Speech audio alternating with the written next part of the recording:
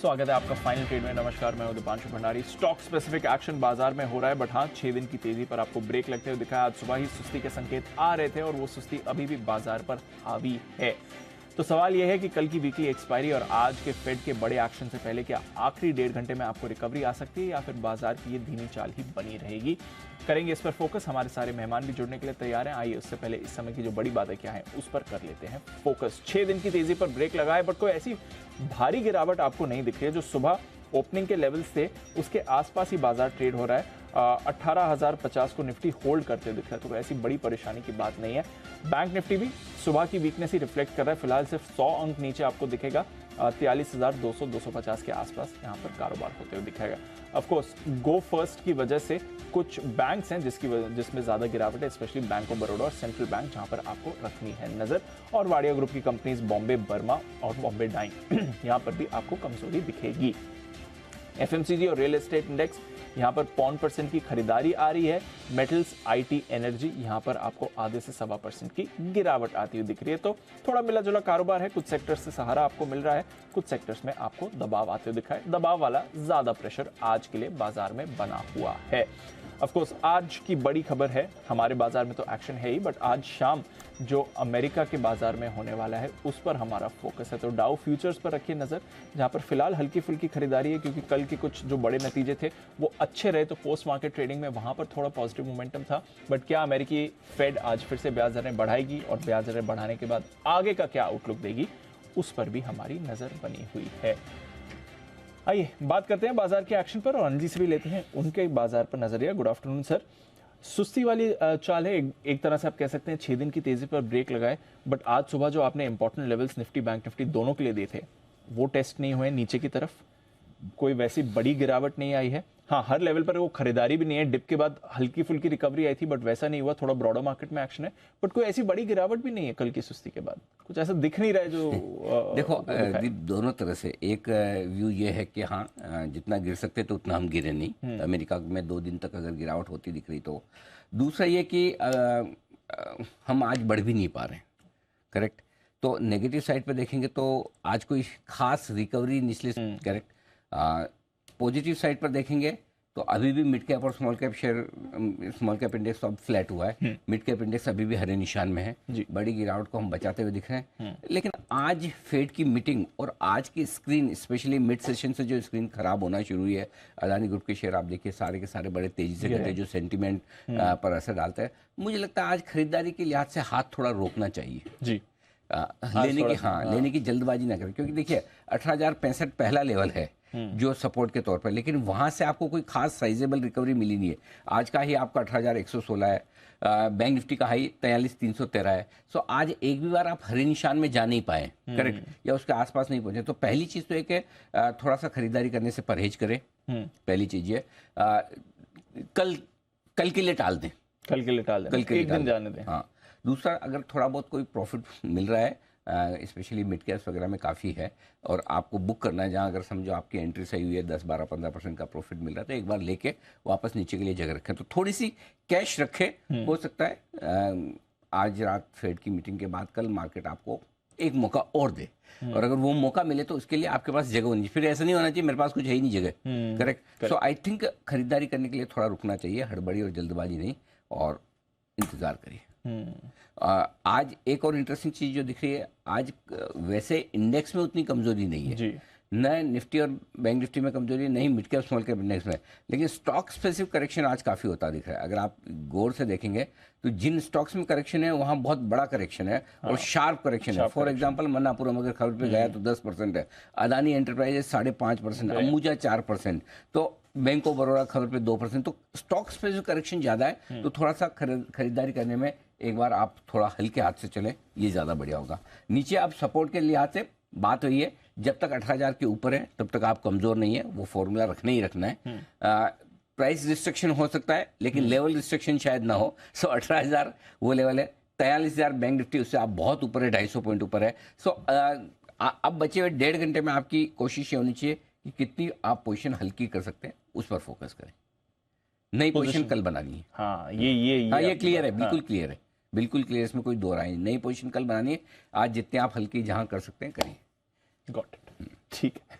तो पोजीशन आज हल्की रखिए, थोड़ा कॉशियस रहिए, कोई बात नहीं है, कल फिर से नया दिन है, मौका मिलेगा। हैविंग सेड दैट, बाजार पर उतनी बड़ी वीकनेस आपको इस समय दिख नहीं रही है। बट अनिल जी, कच्चे तेल पर एक बार नजर डाल देते हैं सर। आज सुबह भी हम बात कर रहे थे, कल शाम 5% की गिरावट कच्चे तेल में थी। आज हमारे बाजार में भी देखिए ऑलमोस्ट 3% आपको कच्चा तेल और गिरते हुए दिख रहा है।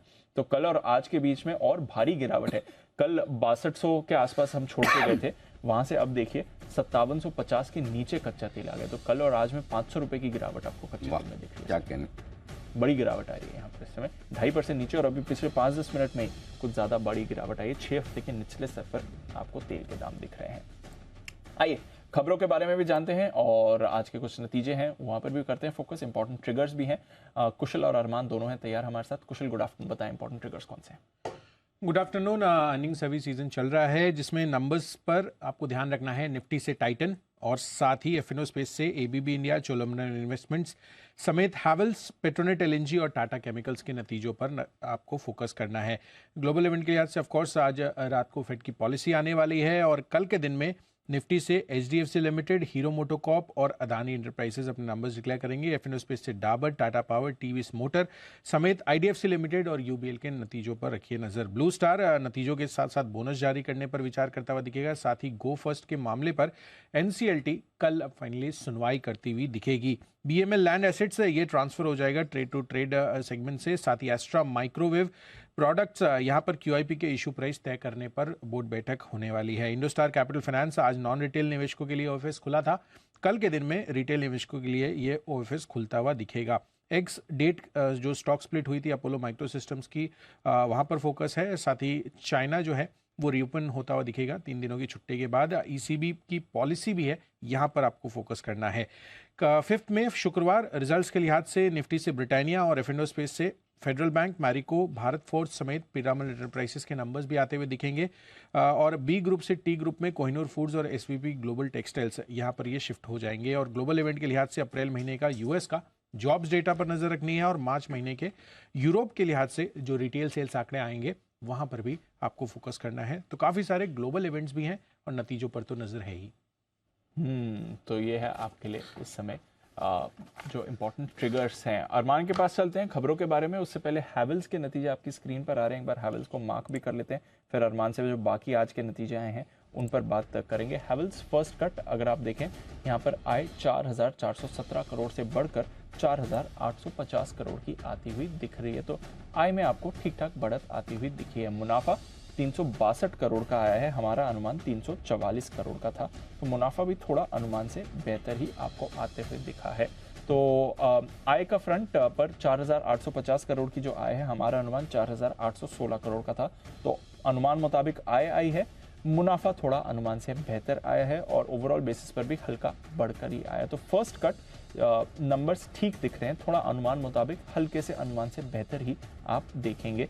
353 करोड़ का मुनाफा बढ़कर 362 करोड़ का यहाँ पर आते हुए दिखा है। ऑपरेशनली देखना जरूरी है क्योंकि हम कामकाजी मुनाफे में 5% की गिरावट की एक्सपेक्टेशन लगाकर काम कर रहे हैं और मार्जिन भी 12% से घटकर 10% आने का अनुमान यहाँ पर लगाया जा रहा है। तो देखते हैं किस तरह की ऑपरेशनल पिक्चर आती है क्योंकि वो काफ़ी इंपॉर्टेंट रहेगा रॉ मटेरियल प्राइसेस की वजह से अगर कुछ प्रेशर पड़ा है या नहीं। But on first cut basis numbers यहाँ पर हैवेल्स के ठीक ठाक दिख रहे हैं और स्टॉक भी पॉजिटिव टेरिटरी में होल्ड कर रहा है। लॉयड कारोबार से भी करीब 20% की ग्रोथ की उम्मीद जताई जा रही है। कामकाजी मुनाफा 521 करोड़ से बढ़कर 531 करोड़ का है, बढ़िया आया है क्योंकि हमने 5% की गिरावट का अनुमान लगाया था, उसके सामने हल्का सा बढ़कर ही आया है। हमने 457 करोड़ का 97 करोड़ का अनुमान लगाया था, तो उससे तो काफी बेहतर ही आया। तो अनुमान से बेहतर ऑपरेशनल परफॉर्मेंस आई है, एबिटा में हल्की बढ़त ही आई है, गिरावट का अनुमान था।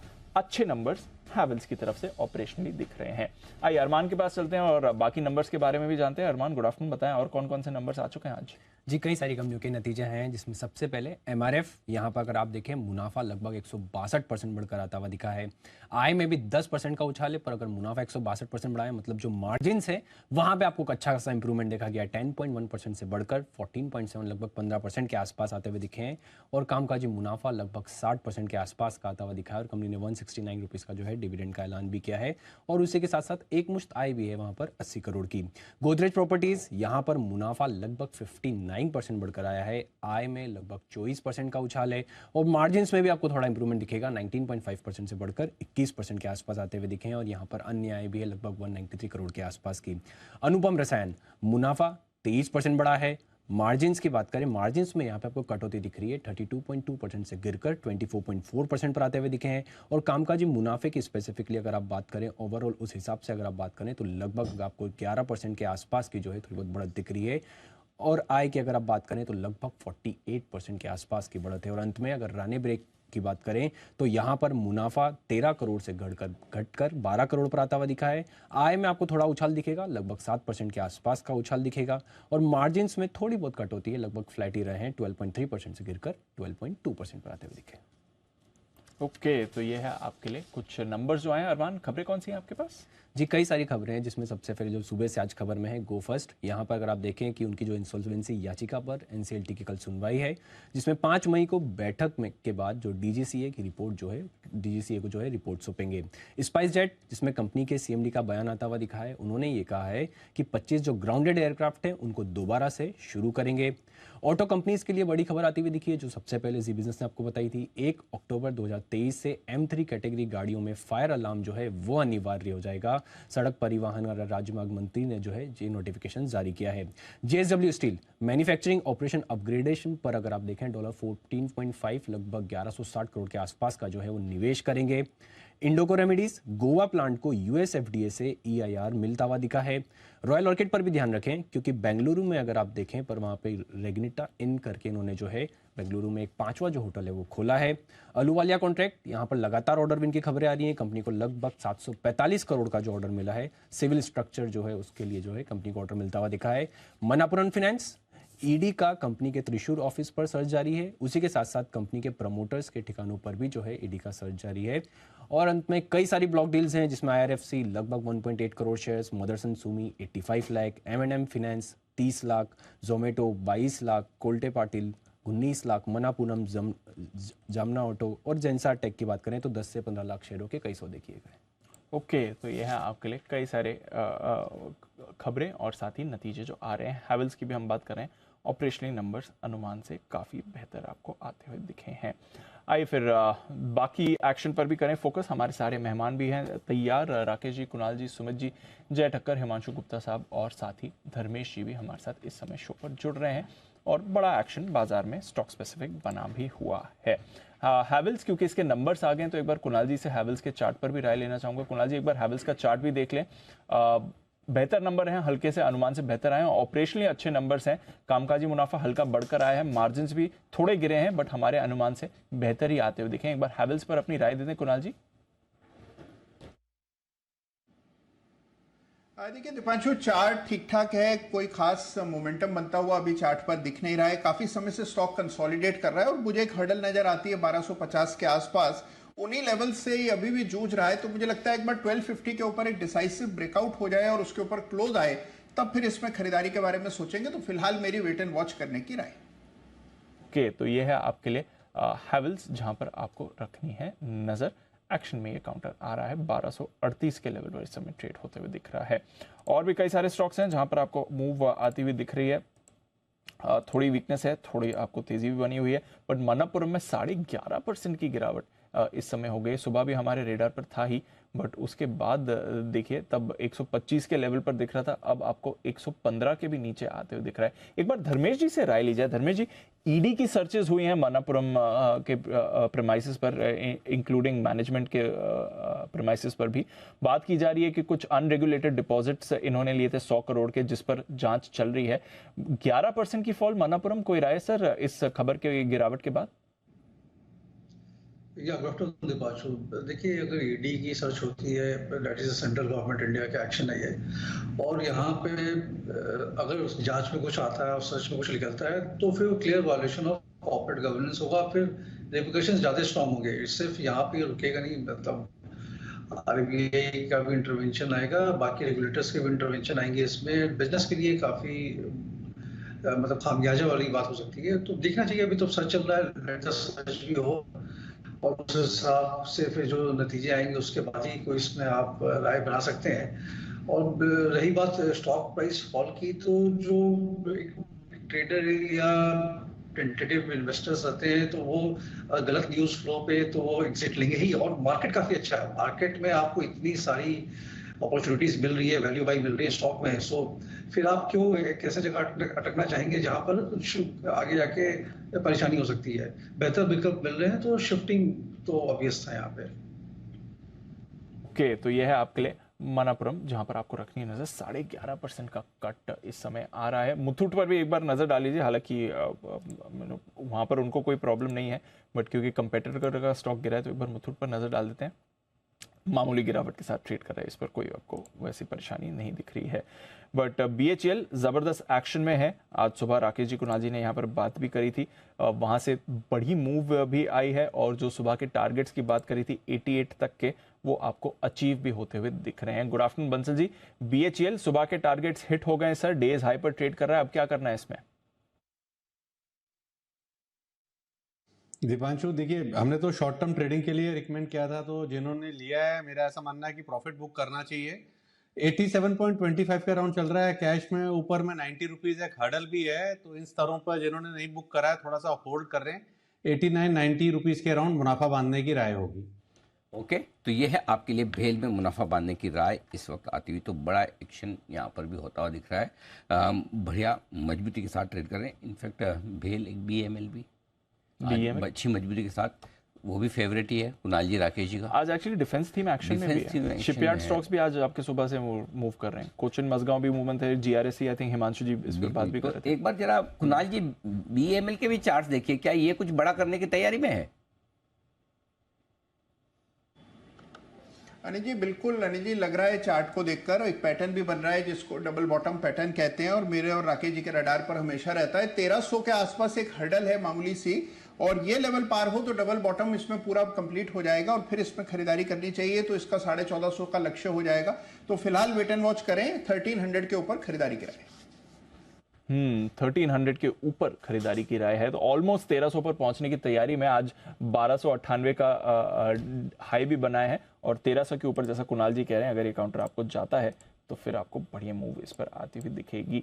धर्मेश जी, कोई डिफेंस स्टॉक जो आपके भी रेडार पर हो सर? वापस यहाँ पर रोटेशन आ रहा है और वापस सारे डिफेंस स्टॉक्स थोड़ा एक्शन में भी दिख रहे हैं।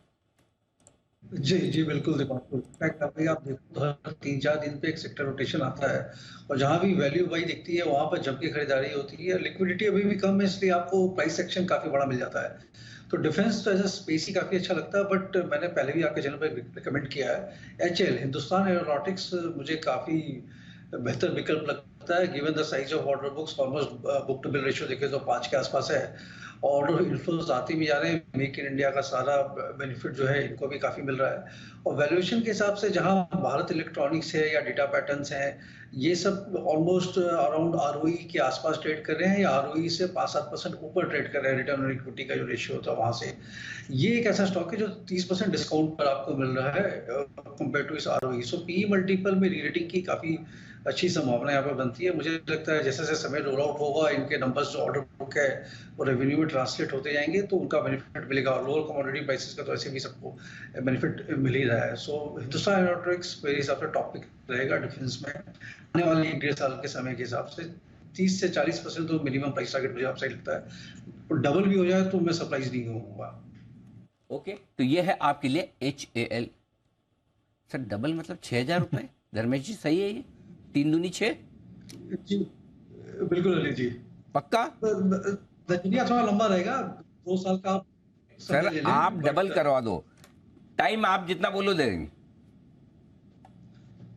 नहीं सर, समय मतलब टाइम के साथ समय सर, अपने अभी बहुत बरसों जीना है, टेंशन नहीं है। लेकिन मतलब डबल का सुनते हैं ना, मतलब थोड़ा बहुत कॉन्फिडेंस लेवल बढ़ जाता है। एक तो वैसे ही स्टॉक अच्छा जी, कंपनी बढ़िया, ऊपर से धर्मेश जी और बढ़िया, ठीक है, ऊपर से टारगेट सबसे ज्यादा बढ़िया डबल, तो बस फिर क्या है, इससे ज्यादा कॉन्फिडेंस क्या बढ़ेगा। बाकी आपके लिए तैयार है सुमित जी बिगुल, सुमित के सुपरहिट।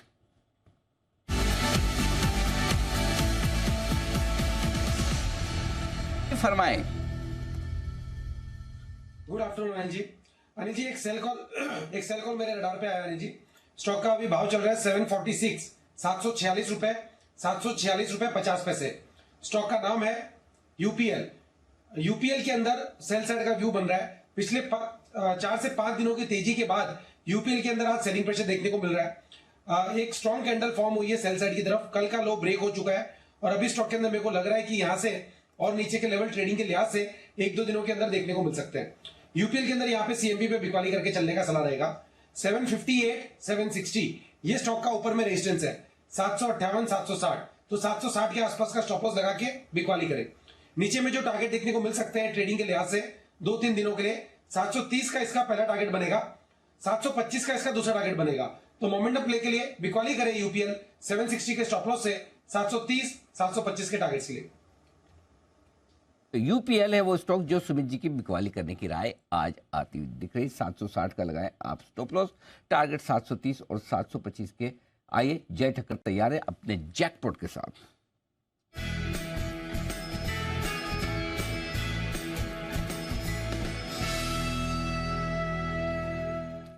जय जी बताइए जी। Very good afternoon to you Anil ji and Deep. Anil ji खरीदना है दीपक नाइट्रेट फ्यूचर्स। ये ट्रेड कर रहा है अभी 1931 पर ट्रेड कर रहा है। इसको खरीदना है। यहाँ पे स्टॉप लॉस रहेगा 1889 का एंड टारगेट्स अनिल जी जो ऊपर निकल कर आ रहे हैं दैट कम्स टू 1984 एंड 2014। सो 1984 2014 ये दो टारगेट्स के लिए खरीदे दीपक नाइट्रेट फ्यूचर्स। इसमें एक अच्छा एनर्जी एक राउंडिंग बॉटम पैटर्न का ब्रेकआउट आज के ट्रेडिंग सेशन में आते हुए देखने मिला है। रैदर मैं कहूँगा कंफर्मेशन आया है एंड इंडिकेटर्स में डेली और वीकली चार्ट्स पर भी एक क्लियर बुलिश क्रॉसओवर हमें देखने मिल रहा है। ओके, तो यह आपके लिए दीपक नाइट्राइट इंटरेस्टिंग केमिकल स्टॉक जो आ रहा है जय के रेडार पर। आज चुनिंदा केमिकल स्टॉक्स एक्शन में भी आपको दिख रहे हैं और 2000 के पार जाने की तैयारी में दीपक नाइट्राइट जय को भी दिख रहा है। तो देखते हैं इस स्टॉक में आपको कैसी मूव आती हुई दिखती है। कुछ और स्टॉक्स जहां पर आपको मूव अच्छी बनती हुई दिख रही है, यहाँ पर रखिए नजर इंडियन होटल्स। एक बार फिर से ये स्टॉक एक्शन में है। आई थिंक लगातार तीसरा स्ट्रेट डे है जब आप इंडियन होटल्स पर अच्छी खासी मूव देख रहे हैं। अब तो 360 के करीब इंडियन होटल्स का स्टॉक भी आपको आते हुए दिख रहा है। तो बढ़िया मूव इस काउंटर पर आ रही है सुबह से। एक बार सुमित जी इंडियन होटल्स भी देखें क्या करना है। 356 के लेवल्स अभी थोड़ी देर पहले था, 355 पर फिलहाल ट्रेड कर रहा है। दिवांशु एक ऊपरी लेवल से छोटा सा प्रॉफिट बुकिंग आया है लेकिन ओवरऑल स्टॉक का स्ट्रक्चर बढ़िया है। स्टॉक ने तेजी का ट्रेंड दिखाया है और स्टॉक के अंदर ब्रेकआउट है। मेरे को लग रहा है कि आने वाले समय के अंदर स्टॉक ऊपर में 360 का लेवल टूटने के बाद 375 रुपए तक का लेवल, 380 रुपए तक का लेवल जल्दी दिखाएगा। तो कोई भी डिप आता है छोटा मोटा 345 348 तक तो लोअर लेवल पे खरीदारी करना है। ऊपर में 360 का लेवल टूटने के बाद 375 380 रुपए तक के लेवल इंडियन होटल में देखने को मिलेंगे। ओके, इंडियन होटल्स बढ़िया मूव इस पर आ रही है। इनफैक्ट आज सुबह ताज जीवीके की बात हो रही थी। 3-4 दिनों से डेल्टा कॉप भी वापस मोमेंटम में आया है। धर्मेश जी समर वेकेशन का सीजन भी चल रहा है। सारे होटल स्टॉक्स में अच्छा एक्शन बन रहा है। कोई काउंटर जहां पर आप खरीदारी की सलाह देंगे? बिल्कुल दीपांशु, अगर आपको याद हो 8-10 दिन पहले जब मैं आपके शो पर था डेल्टा कॉप पे खरीदारी की सलाह दी थी। 191 192 के आसपास वो चल रहा था। अभी ये 213-14 पर आ गया, बट मुझे लगता है कि वैल्यूएशन के लिहाज से 240 से 50 के आसपास इसका टारगेट बनता है। यही टारगेट मैंने पिछले बार भी आपको दिया था। और जो इसमें मेन एक प्रॉब्लम ये आया था कि इनका जो कैसीनो रॉयल है एक शिप था वो 1 महीने तक काम नहीं कर रहा था, उनकी मरम्मत चल रही थी। तो उस चक्कर में थोड़ा रेवेन्यू में ड्रॉप हुआ था, मार्जिन भी उनके ड्रॉप पे थे। इस वक्त से अप्रैल के महीने से बिजनेस एज यूजुअल है, तो वहाँ कोई आपको कमी दिखेगी नहीं। और मैनेजमेंट ने काफ़ी कॉन्फिडेंट कमेंट्री भी दिया है ग्रोथ के बारे में। डबल डिजिट ग्रोथ की बात कर रहे हैं 20 से 22% की। उनकी जो ऑनलाइन गेमिंग सेगमेंट है वहाँ पर भी 24-25% का ग्रोथ चल रहा है। रिटर्न रेशियोज काफ़ी स्ट्रॉन्ग है। और जो जीएसटी रिलेटेड कैलकुलेशन का उनका एक प्रॉब्लम आया था कि जितने जीएसटी पे कर रहे हैं शायद वो कम पे कर रहे हैं, सरकार का मानना था। तो गवर्नमेंट को भी उन्होंने प्रॉपर रिप्रेजेंटेशन दिया और कंपनी का ये मानना है कि ये जो उनका रिप्रेजेंटेशन ये होल्ड करेगा। वैसे भी higher end of the GST band पे 28% के ऐसा वो पे करे, तो वहाँ उनको कोई मतलब बेनिफिट मिलने वाला नहीं है। बट जो ट्रैक जैसा मिल रहा है ट्रैवल एंड टूरिज्म का, चाहे वो इंडियन होटल्स हो, डेल्टा कॉप का, हर जगह आपको ऑक्यूपेंसी 90-95% चल रही है। तो इंडियन होटल्स काफ़ी चल रखता है, स्टॉक अच्छा है, but delta corp will be मेरे तरफ से better pick to buy at this level. तो ये है आपके लिए डेल्टा कॉपर आए। आइए बढ़ते आगे, और आज मिड सेशन में अदानी ग्रुप के शेयरों में बड़ी तेज़ गिरावट होती हुई दिखी है और ये स्टॉक बड़े जोर से गए। आज भी आप देख सकते हैं लगभग सारे स्टॉक अदानी ग्रुप के इस वक्त आपको लाल निशान में नजर आएंगे, और स्पेशली अदानी एंटरप्राइजेस 5% नीचे है, Adani total gas 3.5%, Adani Wilmar 4.5%, Ambuja cement 2.5% नीचे है। सारे स्टॉक लाल निशान में 1 से 5% की रेंज में टूटते हुए दिख रहे हैं। क्या वजह है तेज गिरावट आई है इन सारे शेयरों में, लोग जानना चाहते हैं, क्योंकि ऐसे देखा जाए तो कहीं कोई खबर है नहीं, लेकिन बिना खबर इतनी तेजी से स्टॉक गिरे ऐसा भी नहीं है। तो अरमान हमारे साथ है इस वक्त बताने के लिए। अरमान बताइए क्या है बड़ी तेज गिरावट की वजह अदानी ग्रुप के शेयरों में? जी सर, अगर सर्कुलर देखें तो उसमें अडानी टोटल के जो स्टैट्यूटरी ऑडिटर हैं, स्टैट्यूटरी ऑडिटर उन्होंने इस्तीफा दिया है। स्टैट्यूटरी ऑडिटर जो messrs Shah Dhandheria and company LLP हैं, उनका जो है रेजिग्नेशन आता हुआ दिखा है।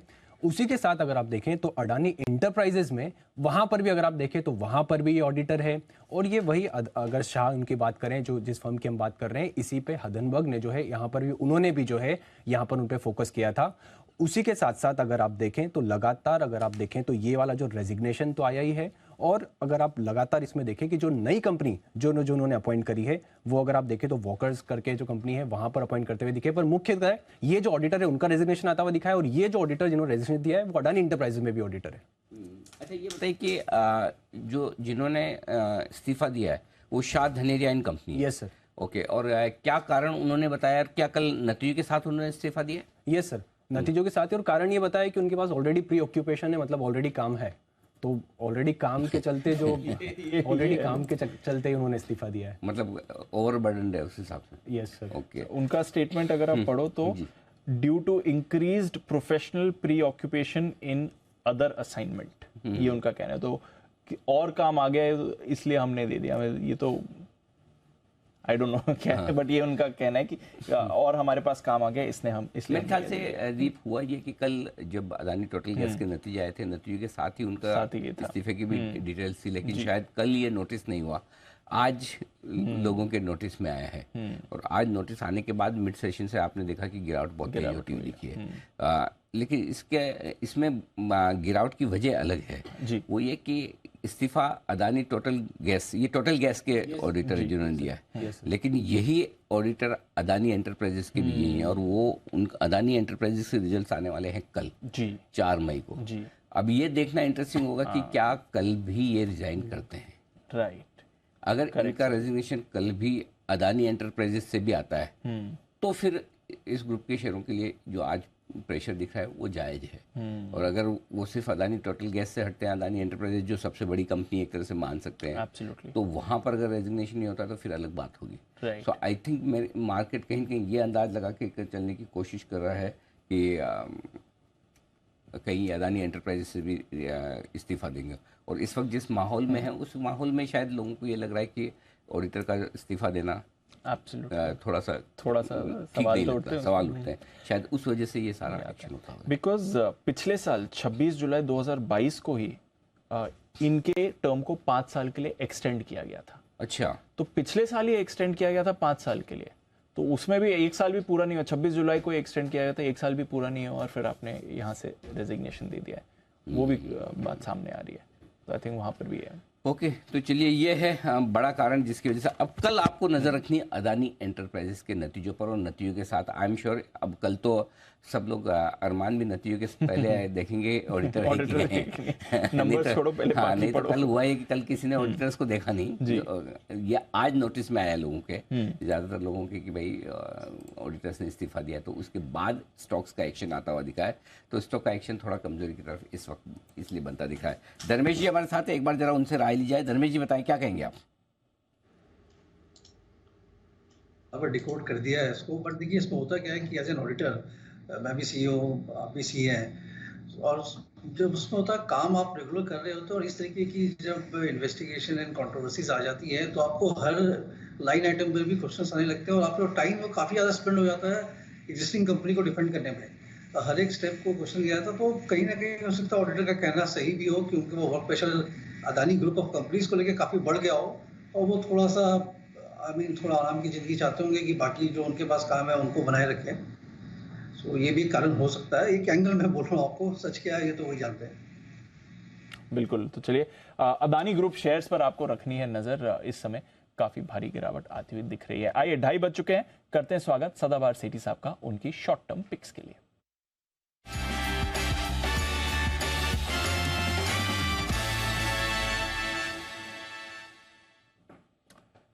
स्वागत है सेठी साहब, गुड आफ्टरनून सर। 6 दिन बाद बाजार में सुस्ती आई है, हालांकि इस समय बैंक निफ्टी थोड़े रिकवरी के आसार जरूर दिखा रहा है।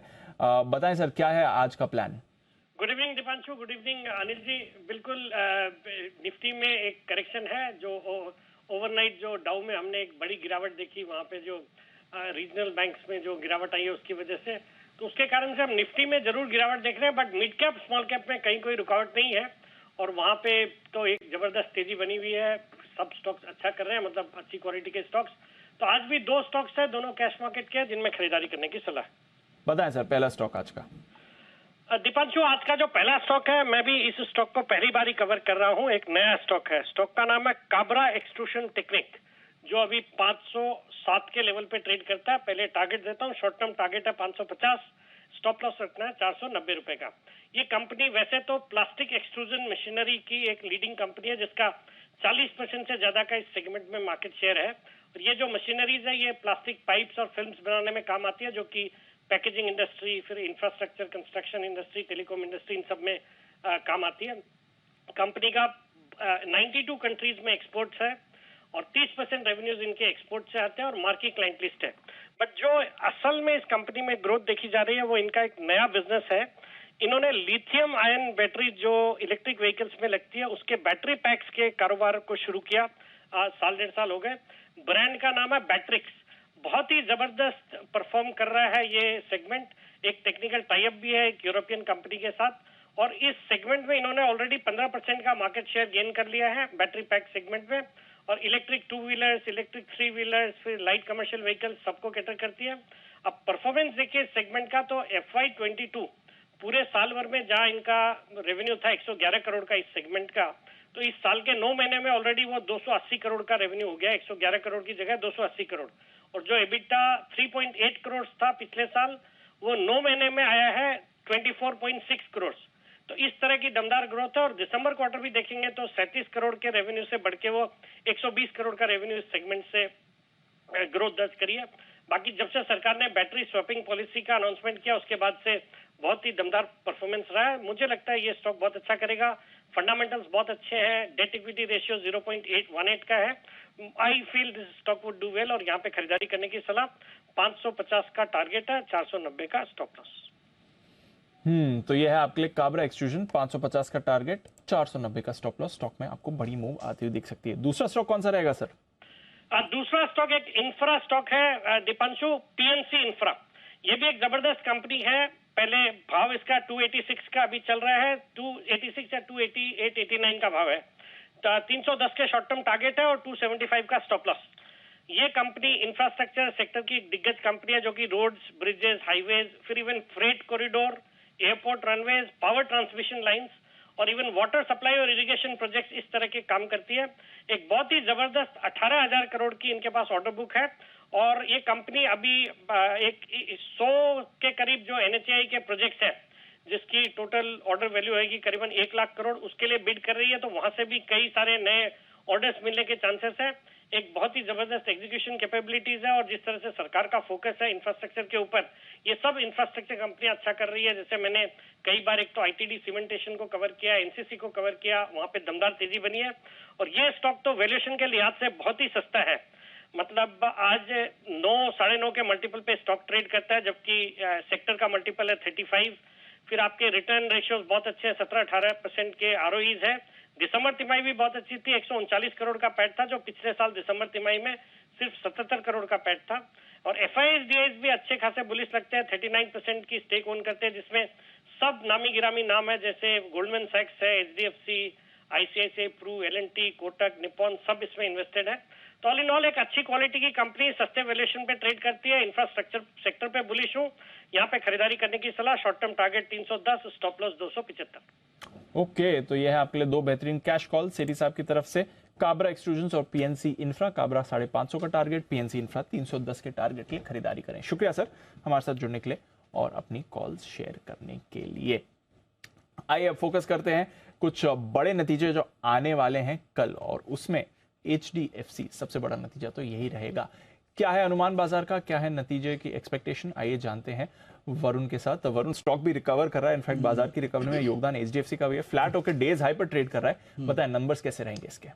तो दीप, कोई खास तो नहीं रहेंगे, नो डाउट थोड़ी बहुत ग्रोथ रहेगी, लेकिन जितनी ग्रोथ आपको बाकी छोटी कंपनियों में देखने मिली उतनी नहीं मिलेगी। जाहिर सी बात है कि साइज का भी डिफरेंस पड़ता है।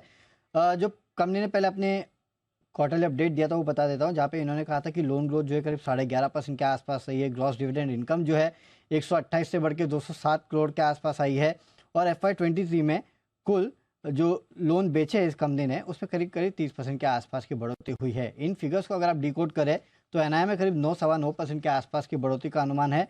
4,600 करोड़ से बढ़ के ये करीब 5,025 करोड़ के आसपास आ सकती है, और मुनाफा जो है उसमें करीब 2.5-3% के आसपास का अनुमान है। ज़्यादा कोई एक्सपोनेंशियल ग्रोथ आपको देखने नहीं मिलेगी।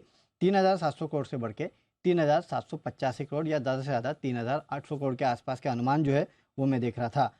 तो ठीक है, ग्रोथ होगी लेकिन कोई ज़्यादा नहीं, करीब 2 से 9% के आसपास की ग्रोथ मुनाफा और NII में आपको देखने मिल सकती है। ओके, तो स्टडी नंबर्स आप एक्सपेक्ट करिए, ये है आपके लिए इस समय HDFC की एक्सपेक्टेशन। मनापुरम, यहाँ पर भी करिए फोकस। मैनेजमेंट की तरफ से आपको बयान भी आते हुए दिख रहा है, जो सुबह से खबरें चल रही हैं, हमने भी आपके लिए रिपोर्ट किया कि ED की तरफ से इनके ऑफिसेस पर सर्च हुई है। कंपनी मान रही है कि हाँ, ED की सर्च इस समय जारी है। कंपनी अपनी तरफ से पूरी कोऑपरेशन एक्सटेंड कर रही है और सारी डिटेल्स जो उन्होंने मांगी हैं वो प्रोवाइड भी की जा रही हैं। सर्च अभी भी चल रही है, जो इन्फॉर्मेशन देनी है कंपनी दे रही है, और कंप्लीशन के बाद जो भी अपडेट होगा वो भी कंपनी देगी। तो कंपनी मान रही है बेसिकली कि हाँ, ED की सर्चेस इनकी लोकेशंस पर चल रही है, छापेमारी इस समय चल रही है। ये कंपनी का बयान आ रहा है। 11.5% का कट आपको मनापुरम पर दिख रहा है। पर आइए लेते हैं अब अनिल जी की उनकी 2:30 बजे की मार्केट स्ट्रैटेजी।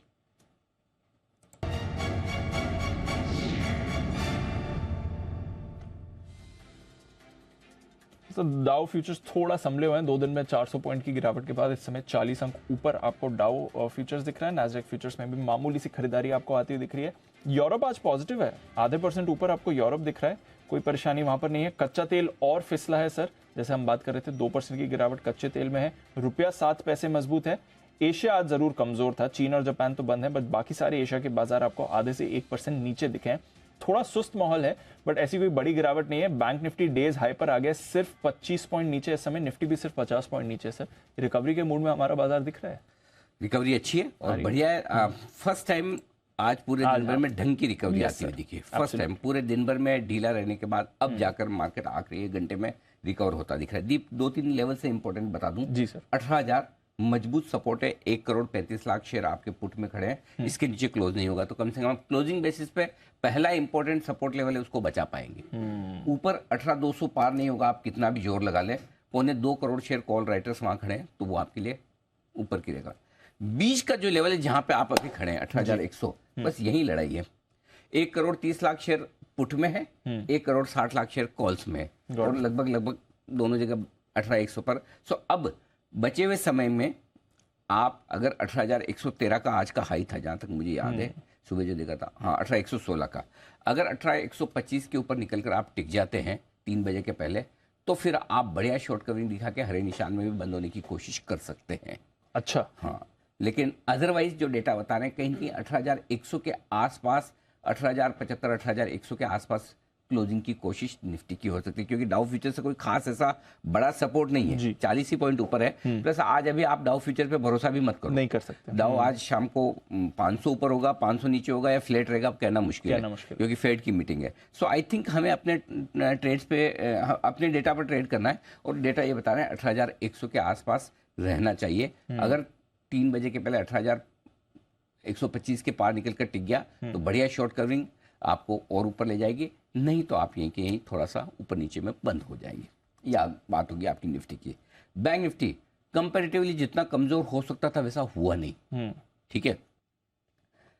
43,000 के नीचे बंद नहीं होगा, ये पूरा कॉन्फिडेंस अब तो आप रख ही सकते हैं, है ना, हाईएस्ट ओपन इंटरेस्ट है। और साथ ही ये भी ध्यान रखिए कि 43,500 के ऊपर बंद होने की भी संभावनाएं कम है, वहां पर 58 लाख शेयरों का हाईएस्ट ओपन इंटरेस्ट है। तो सबसे बड़ा इंपॉर्टेंट फैक्टर क्या है बैंक निफ्टी के लिए, वो है 43,200। 43,200 के पुट पर 63 लाख शेयर हैं और कॉल्स में 51 लाख शेयर हैं। सो आई थिंक जो डेटा बन रहे हैं आप 43,200 को भी होल्ड कर पाएंगे क्लोजिंग बेसिस पे, तो कहीं ना कहीं 43,200 से 43,400 की रेंज में बैंक निफ्टी बंद होना चाहता है। ये लेवल्स आते हुए दिख रहे हैं। तो इंटरेस्टिंग चीज़ है। अब बचे हुए समय में आपकी स्ट्रेटेजी ये होनी चाहिए कि जितनी पोजीशन आज आप कम कर सकते हैं, हल्की कर सकते हैं, चाहे आपकी लॉन्ग हो शॉर्ट हो, वो कर ले।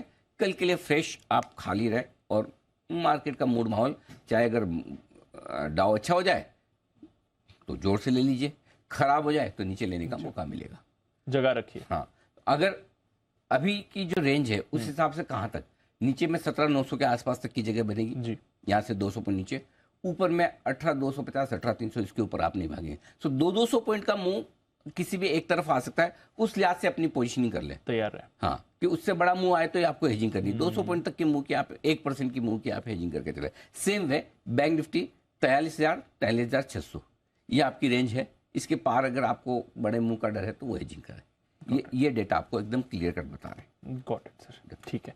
चलिए, बाजार रिकवरी के मूड में आपको क्लियरली दिख रहा है और इस रिकवरी में कई सारे स्टॉक्स एक्शन में है। सिर्फ 15 पॉइंट दूर है इस समय बैंक निफ्टी पॉजिटिव टेरिटरी में आने के लिए। आइए एक बिगुल हिमांशु जी के लिए, hitman Himanshu.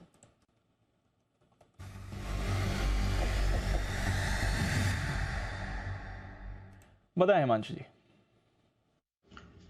Good afternoon to you दीप।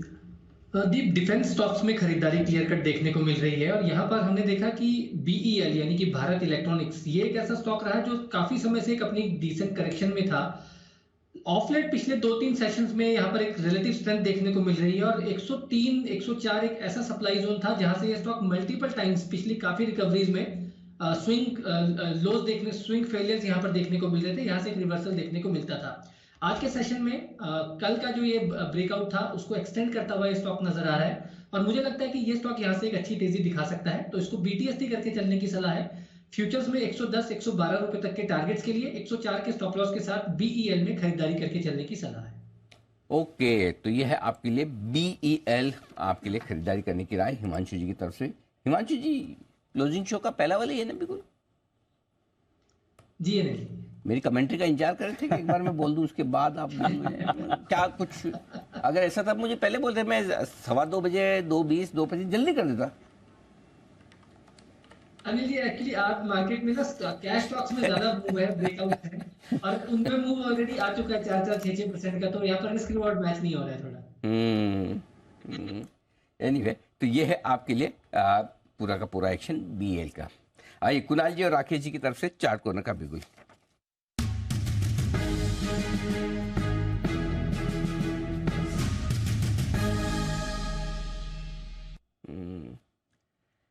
बताएं सर। अनिल जी, हमारा चार्ट कॉर्नर पिक है मारुति पे खरीदारी की राय है। स्टॉक के अंदर देखें तो कल एक बड़ा मूव देखने को मिला था, आज एक पॉजिटिव क्रॉसओवर देखने को मिल रहा है और जिस तरीके का टेक्निकल स्ट्रक्चर है, ये स्टॉक कल फर्स्ट हाफ तक एक अच्छा उछाल दिखाने का पोटेंशियल रखता है। ओवर टू कुणाल जी। अनिल जी, देखिए काफी अरसे बाद हम देख रहे हैं कि मारुति एक रेंज से बाहर निकलने का प्रयास कर रहा है। हायर बॉटम्स चार्ट पर बन रहे हैं। 200 डेज मूविंग एवरेज के ऊपर कल बंदी आई, तो खरीदारी की हमारी राय है 8760 पर स्टॉप लॉस रख करके खरीदारी करें। पहला टारगेट होगा 9,000 रुपए का, इवेंचुअल टारगेट 9200 रुपए का, तो 9200 के टारगेट के लिए मारुति में खरीदारी करें। ओके, 9200 के टारगेट के लिए मारुति पर करें खरीदारी। ये काउंटर भी रेडार पर रखें अपने। आज सुबह भी इस पर बात हो रही थी और स्टॉक लगातार बढ़िया मोमेंटम में भी रहा है। एक बिल्कुल जय ठक्कर के लिए जय का जैकपॉट।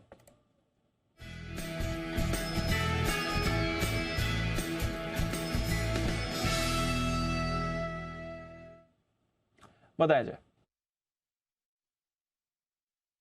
बैंकिंग में अच्छा रिकवरी है और यहाँ पे मुझे HDFC बैंक ऐसा लग रहा है कि यहाँ पे जो हिसाब से थोड़ा हमें साइडवेज कंसोलिडेशन देखने मिला है, there is a very high probability कि हमें ऊपर की तरफ ब्रेकआउट यहाँ पे आते हुए देखने मिला। अगर आप देखिए HDFC बैंक लगभग 1690 1650 की रेंज में ट्रेड किया है एंड आई थिंक ये ब्रेकआउट ऊपर की तरफ आपको आते हुए देखने मिलेगा। तो यहाँ पे इसका 1690 के स्ट्राइक का आप कॉल ऑप्शन खरीदे जो अभी 20 रुपये 90 पैसे पे ट्रेड कर रहा है। सो 20.90 तक आप खरीद ले इसे एंड यहाँ पे जो स्टॉप लॉस दीप लगाना होगा that can be placed at 14.40 ₹14.40 पर आप एक स्टॉप लॉस लगाई है। 550 का एक लॉट साइज है यहाँ पे, तो दीप लगभग आपका 3000 to 3500 का एक डाउन साइड रिस्क होगा। बट जो टारगेट्स ऊपर में इसके निकल कर आ रहे थे, बिकॉज ये जो 40-50 पॉइंट की रेंज है ऊपर की तरफ शिफ्ट हो सकती है, यानी कि 1740-60 तक के लेवल्स आपको स्पॉट पे दिखाई दे सकते हैं। तो इसके टारगेट्स ऊपर में जो दीप निकल कर आ रहे हैं, तो फर्स्ट टारगेट विल बी 34 रुपये का पहला टारगेट बन रहा है, 42 का सेकेंड टारगेट है। सो 34 एंड 42 ये दो टारगेट्स के लिए आप खरीदे HDFC बैंक का 1690 के स्ट्राइक का call option which is at the money. Okay, तो ये है आपके लिए HDFC बैंक। एक एक करके अब दिग्गज शेयरों में खरीदारी की राय आ रही है। मारुति के बाद अब HDFC बैंक में खरीदना है आपको 1690 वाला कॉल ऑप्शन। ये खरीदना है 21 रुपये के आसपास, 1440 का स्टॉप लॉस, 34 और 42 के टारगेट के लिए। आइए बढ़ते आगे और अब वक्त है निफ्टी के निशानेबाज नितिन मुरारका से मुलाकात करने का।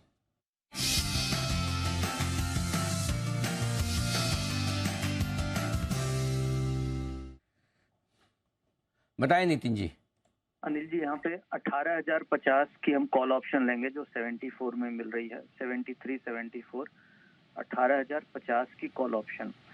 इसका स्टॉप लॉस होगा 40 रुपए का, यानी कि हम करीब 30-35 रुपए का स्टॉप लॉस रख रहे हैं। और कल एक्सपायरी है, इसके फर्स्ट टारगेट होंगे 110 से 110 होंगे और सेकेंड टारगेट 125 होंगे। मार्केट अभी करेक्ट हुई है बट स्टॉक्स में बाइंग आनी चालू हो गई है, जैसे HDFC बैंक है, HDFC लिमिटेड है, तो बाय ऑन डिप का मार्केट है। तो और सपोर्ट भी 18,000 के आसपास काफ़ी अच्छा है। तो आज इंट्राडे में करेक्शन मिली, उस करेक्शन का फायदा उठा के हम 18,050 की कॉल ऑप्शन ले रहे हैं, जो एक्सपायरी में मुझे ऐसा लग रहा है कि 120-125 की तरफ जा सकती है कल। तो ये है आपके लिए नितिन जी की तरफ से निफ्टी पर 18,050 की कॉल खरीदने की राय। बैंक निफ्टी पर कोई सलाह नितिन जी, क्योंकि रिकवरी बैंक निफ्टी में भी अभी थोड़ी देर पहले अच्छी आती हुई दिख रही थी सर? देखिए, बैंक निफ्टी से अभी लीडरशिप आई है और अगर आप देखेंगे तो निफ्टी के कंपैरिजन में बैंक निफ्टी में थोड़ी ज़्यादा मोमेंटम अभी मिल रही है और ऐसा लग रहा है कि बैंक निफ्टी 43,500 की तरफ जानी चाहिए, क्योंकि निफ्टी अभी डे हाई पे नहीं है but bank Nifty already day high के आसपास है। तो क्लोजिंग में हो सकता है शॉर्ट कवरिंग बैंक निफ्टी के थ्रू मिले। तो बैंक निफ्टी के टारगेट आज पॉसिबली 43,500, 43,550 तक हो सकते हैं। तो बट ट्रेड के ख्याल से मैं एक ही ट्रेड ले रहा हूँ निफ्टी का। बट अगर आप बैंक निफ्टी में ट्रेड करना चाह रहे हैं तो बैंक निफ्टी के लिए जो सुटेबल स्ट्राइक होगी वो करीब 43,300 की स्ट्राइक पे आप ट्रेड कर सकते हैं, जिसका प्राइस अभी 145 है। इसका स्टॉप लॉस बन रहा है 100 रुपये का और टारगेट करीब 225 के बनेंगे। ओके, तो ये है आपके लिए निफ्टी बैंक पर राय, लेकिन खरीदारी की राय जो ये तो ओपिनियन है, रिकमेंडेशन और ओपिनियन में फ़र्क है। रिकमेंडेशन है निफ्टी का 18,050 का कॉल ऑप्शन लेने की, ओपिनियन बैंक निफ्टी पर। देखो फर्क है ना भाई यहाँ, लेट्स नॉट कंफ्यूज। ओके, और अगर आपको कंफ्यूजन है कोई भी कि गो एयर में या गो फर्स्ट में क्या हुआ, तो कंफ्यूजन को दूर करने के 3 महानुभाव एक साथ आए हैं स्टूडियो में। सोचो 3 एक साथ आए हैं। हाँ देखिए, इधर से मेरे बाएं से देखिए, दीप को तो आप पहचानते ही हैं। इधर वरुण जी हैं, आशीष जी हैं, कुशल जी हैं। आप तीनों मिलके गोयर की पूरी स्ट्रेटेजी, पूरी गुत्थी, पूरी कहानी समझाएंगे। राइट। तो मैं आशीष से शुरुआत करूंगा बीच में। आशीष पहले आप शुरुआत कीजिए। सर, रीसेंट डेवलपमेंट जो है सबसे पहले आपके सामने पर रख देता हूं कि कल जो है NCLT में सुनवाई होगी और इस सुनवाई के बाद ही कंपनी ने कहा है कि जो DGCA का नोटिस आया है इसके ऊपर ये जवाब देंगे। लेकिन कुछ हाईलाइट जो निकल कर आ रही है वो मैं आपके सामने रखता हूं कि 3200 करोड़ की जो पूंजी है ऑलरेडी प्रमोटर्स ने इन्फ्यूज कर दी है। बहुत कह रहे हैं कि प्रमोटर्स इस व्यवसाय में बने रहेंगे, ऐसा नहीं है कि एविएशन से एग्जिट कर रहे हैं। पहले भी सहायता की है, अभी फिलहाल कर नहीं रहे क्योंकि मान रहे कि प्रैट एंड विटनी की जो मामला जब तक मसला हल नहीं होता तब तक जितनी भी पूंजी डाले कम ही पड़ने वाली है। क्योंकि अगर आप देखें तो जो रेवेन्यू का नुकसान हुआ है प्रैट एंड विटनी की वजह से, काफी समय से सब जानते हैं कि करीब 10,800 करोड़ के आसपास की जो आय थी, इसके चलते यहाँ पर आपको नुकसान देखने को मिला है। अब देखिए तो इसके खिलाफ जो है कंपनी ने जो क्लेम्स किए हैं वो करीब करीब 7,790 करोड़ के किए हैं और इन 7,790 करोड़ में से अब तक केवल प्रैट और विटनी ने सिर्फ और सिर्फ 402 करोड़ के ही मुआवजा दिया है, यानी काफ़ी रकम इन्हें देनी है। तो मसला काफ़ी गंभीर है और लगातार अगर आप देखें तो ऐसा नहीं कि गो एयर में या फिर आप देखिए बड़ी दिक्कतें हों, इसकी टाइमलाइन भी हमने स्टडी करके देखी है। अब देखिए नवंबर 2005 से कंपनी ने जो है उड़ानें भरना शुरू किया था और जून 2008 में अगर आप देखें तो 20 एयरबस A320 एयरक्राफ्ट के लिए इन्होंने ऑर्डर दिया था।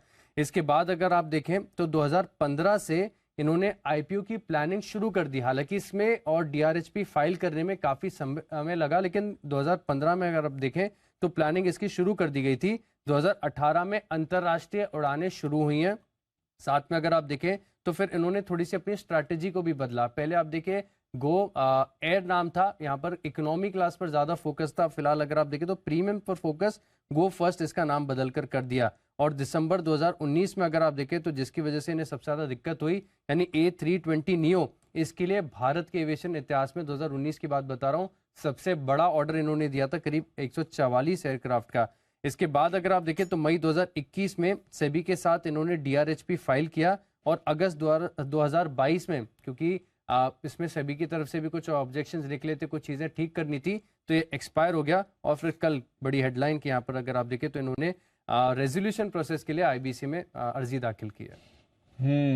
तो अब तो NCLT में चली गई है, लंबी पारी रही है एयरलाइन की और वेल स्टैब्लिश थी, काफ़ी समय से कारोबार भी चल रहा था, 8% का आई थिंक मार्केट शेयर भी था।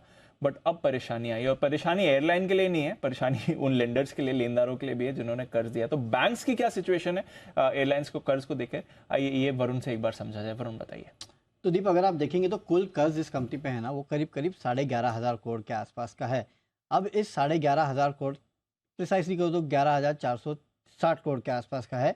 उसमें से जो बैंक्स का लोन है वो 6,520 करोड़ का है।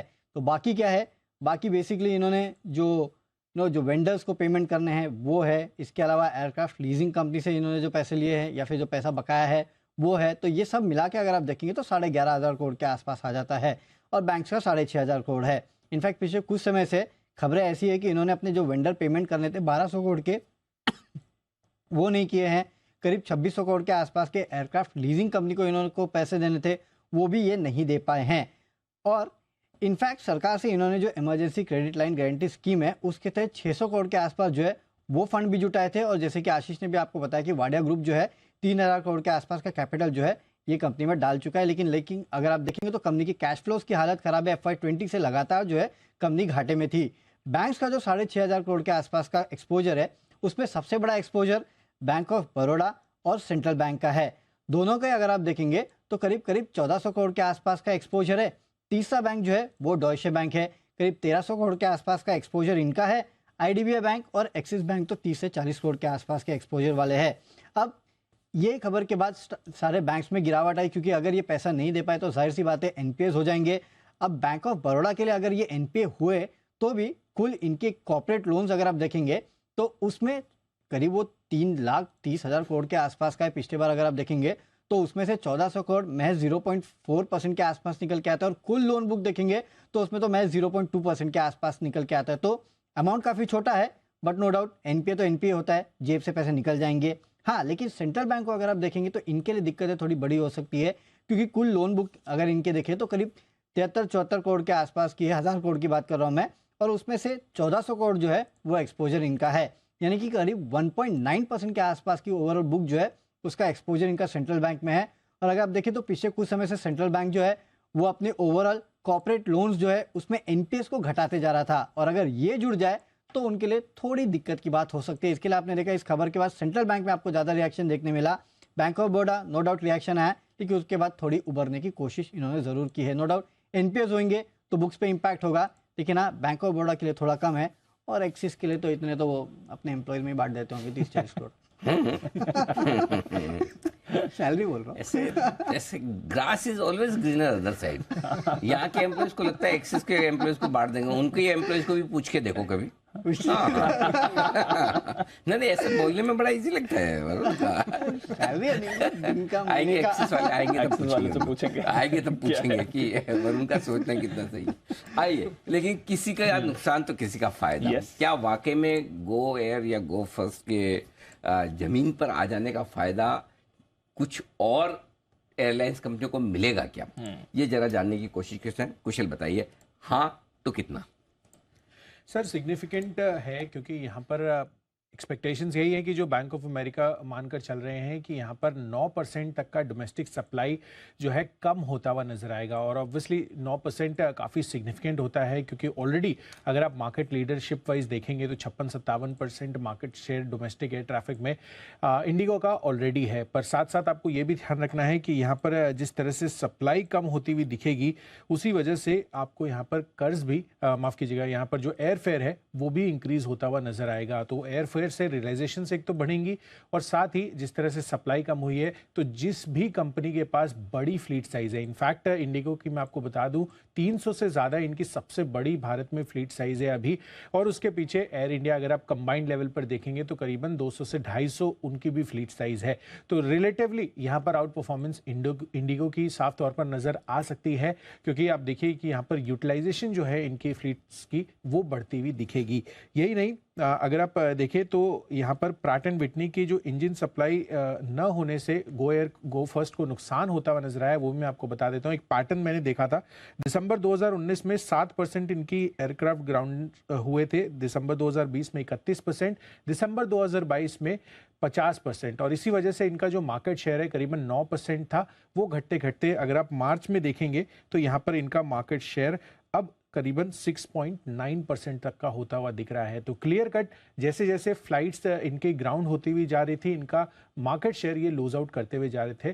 तो एक्सपेक्टेशंस यही हैं कि आगे चलकर जो इंटरग्लोब एविएशन है उसको लेकर जो मार्केट लीडरशिप है वो बरकरार तो रहेगी ही, साथ ही यहाँ पर और फर्दर लीड आगे आने वाले समय में आ सकती है। और इसी वजह से बैंक ऑफ अमेरिका सबसे ज्यादा बुलिश है इस पर, खरीदारी की राय बरकरार रखते हुए 2700 रुपए के टारगेट्स दे रहे हैं। 2700 का टारगेट, 2700 का टारगेट, बड़ा टारगेट आ रहा है। धर्मेश जी जरा एक बार अपना भी व्यू दें sir. InterGlobe market share gains आज और कल में कच्चे तेल में भी बड़ी गिरावट आई है, ट्रैवल डिमांड, इनफैक्ट कल ही खबर चल रही थी गो पर फोकस आने से पहले कि record passenger traffic recent days में भारतीय एयरपोर्ट्स पर देखा गया है। क्या राय रखेंगे सर फिर इंटरग्लोब पे? अभी तो सब कुछ इनके फेवर में ही है, हर चारों दिशाओं से इनके लिए तेजी हो रही है, मार्केट शेयर भी बढ़ेगा, प्राइसेस भी टिकटों की बढ़ेगी, कच्चे तेल में गिरावट हो रखी है, ट्रैफिक ऑल टाइम हाई पे है, टूरिज्म रिलेटेड भी और कमर्शियल ट्रैवल भी बढ़ रहा है। और अगर आप प्लेन में यात्रा करें तो आप देखेंगे कि एक भी सीट खाली नहीं जाता है, खचा खच भरी रहती है, लगता है ऐसे पैसेंजर ट्रेन में ट्रैवल कर रहे हैं, खड़ा होने का जगह हो तो शायद उसकी भी टिकटें बिक जाए, जिस तरीके की अभी लोड फैक्टर इनका बढ़ा हुआ है। और कहीं ना कहीं ये सेक्टर अगर आप देखें, मतलब पिछले 8-10 साल में देखें तो ये ड्यूओपोली में ही होता जा रहा है। बीच में बहुत लोग आए गए, बट इंटरग्लोब एविएशन टिका रहा, और एयर इंडिया गवर्नमेंट पहले थी टिका रहा, टाटा आ गया तो वो भी मतलब एयरवेज था, एयर इंडिया एयर एशिया सबको मर्ज करके एक कर देंगे वो, तो ये एक बचा रहेगा। तो ड्यूओपोली में प्राइसिंग एडवांटेज तो रहेगा ही, and at the same time freight की कमी होगी तो इसका एडवांटेज मिलेगा। राइट नाउ सारे फैक्टर्स इनके फेवर में। एक ही बात यहाँ पर ध्यान रखने वाली है कि ये वेल्थ क्रिएटर या मल्टी बैगर कंटिन्यूस कंपाउंडिंग वाला स्टॉक नहीं हो सकता, बिकॉज इसमें सेंसिटिविटी क्रूड का बहुत हाई रहता है। तो थोड़ा भी 110-20 पे अगर तेल का भाव जाता है तो ये सीधा ऑपरेटिंग लॉसेस दिखाने लगते हैं, तो वो मद्देनजर रखना चाहिए। एज अ ट्रेड तो अभी और 5-10% का अपसाइड बाकी है यहाँ पे ट्रेडिंग पर्सपेक्टिव से। ओके, तो ये आपके लिए इंडिगो पर राय धर्मेश जी की आती है, और धर्मेश जी ने साफ कहा कि ट्रेन की तरह खचाखच फ्लाइटें जा रही है। जिस भी फ्लाइट में धर्मेश जी आते तो काफी लोग तो धर्मेश जी के फैन है ना, उस चक्कर में वो हो जाते हैं, और स्टैंडिंग वाला ऑप्शन हो जाए तो वो भी कारगर साबित हो सकता है, ऐसा धर्मेश जी का मानना। अच्छा, बाय द वे, ये धर्मेश जी बोला अगर स्टैंडिंग का ऑप्शन दिया जाए तो आप में से कौन कौन फ्लाइट में स्टैंडिंग में जाना पसंद करेगा? मतलब ऑप्शन को यूज करेगा, कौन कौन करेगा? कुणाल जी आप करेंगे? हाथ खड़ा किया कुणाल जी, आप स्टैंडिंग जाना पसंद करेंगे? नहीं अनिल जी, देखिए मैं तो बैठ करके ही जाना चाहूंगा अनिल जी, और मेरे हिसाब से तो अनिल जी जैसे कई बार यूएस की फ्लाइट्स में अनिल जी वो पूरा लेटने की भी व्यवस्था होती है अनिल जी, तो उस तरह की व्यवस्था डोमेस्टिक फ्लाइट्स में भी हो जाए तो और भी बेहतर हो अनिल जी।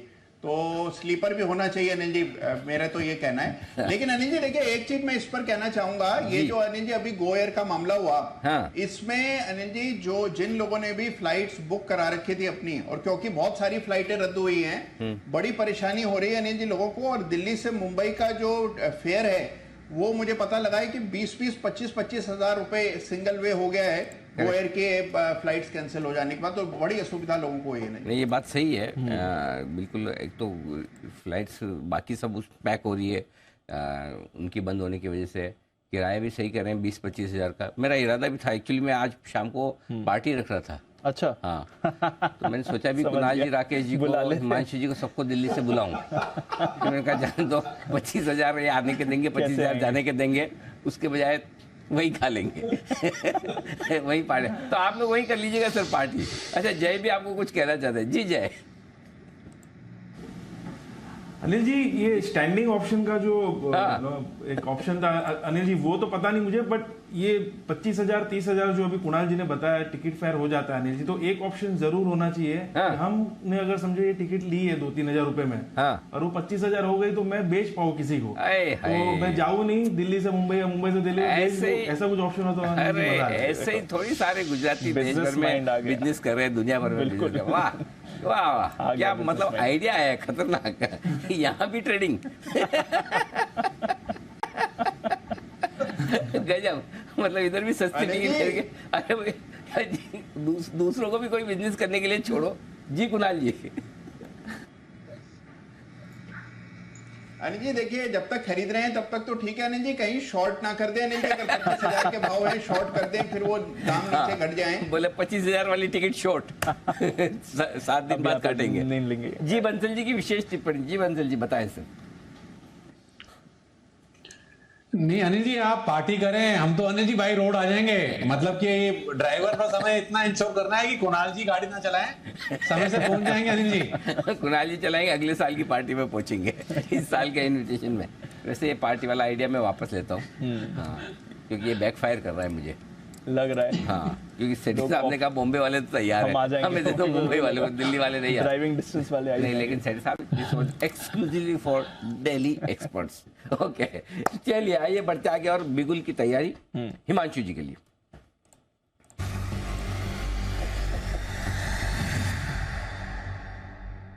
बताएं हिमांशु जी।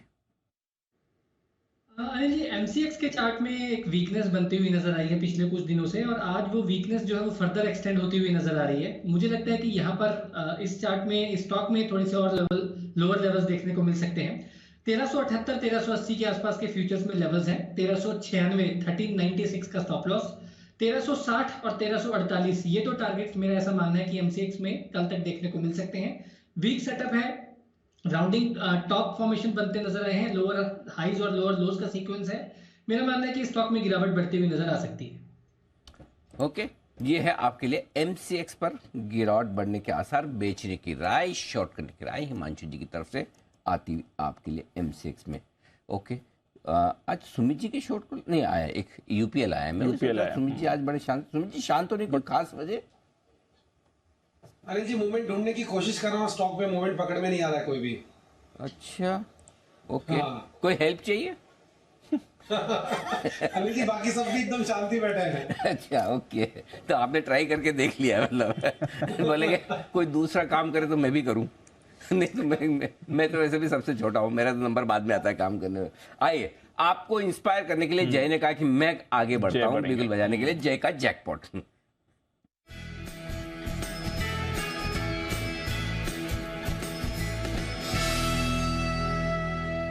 बताएं जय।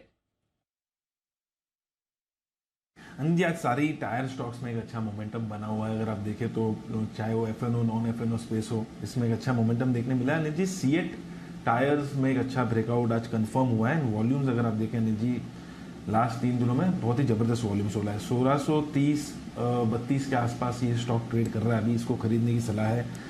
स्टॉप लॉस यहाँ पे रखना चाहिए अनिल जी 1540 का, but on a closing basis एक 7% प्लस का मूव भी आया है।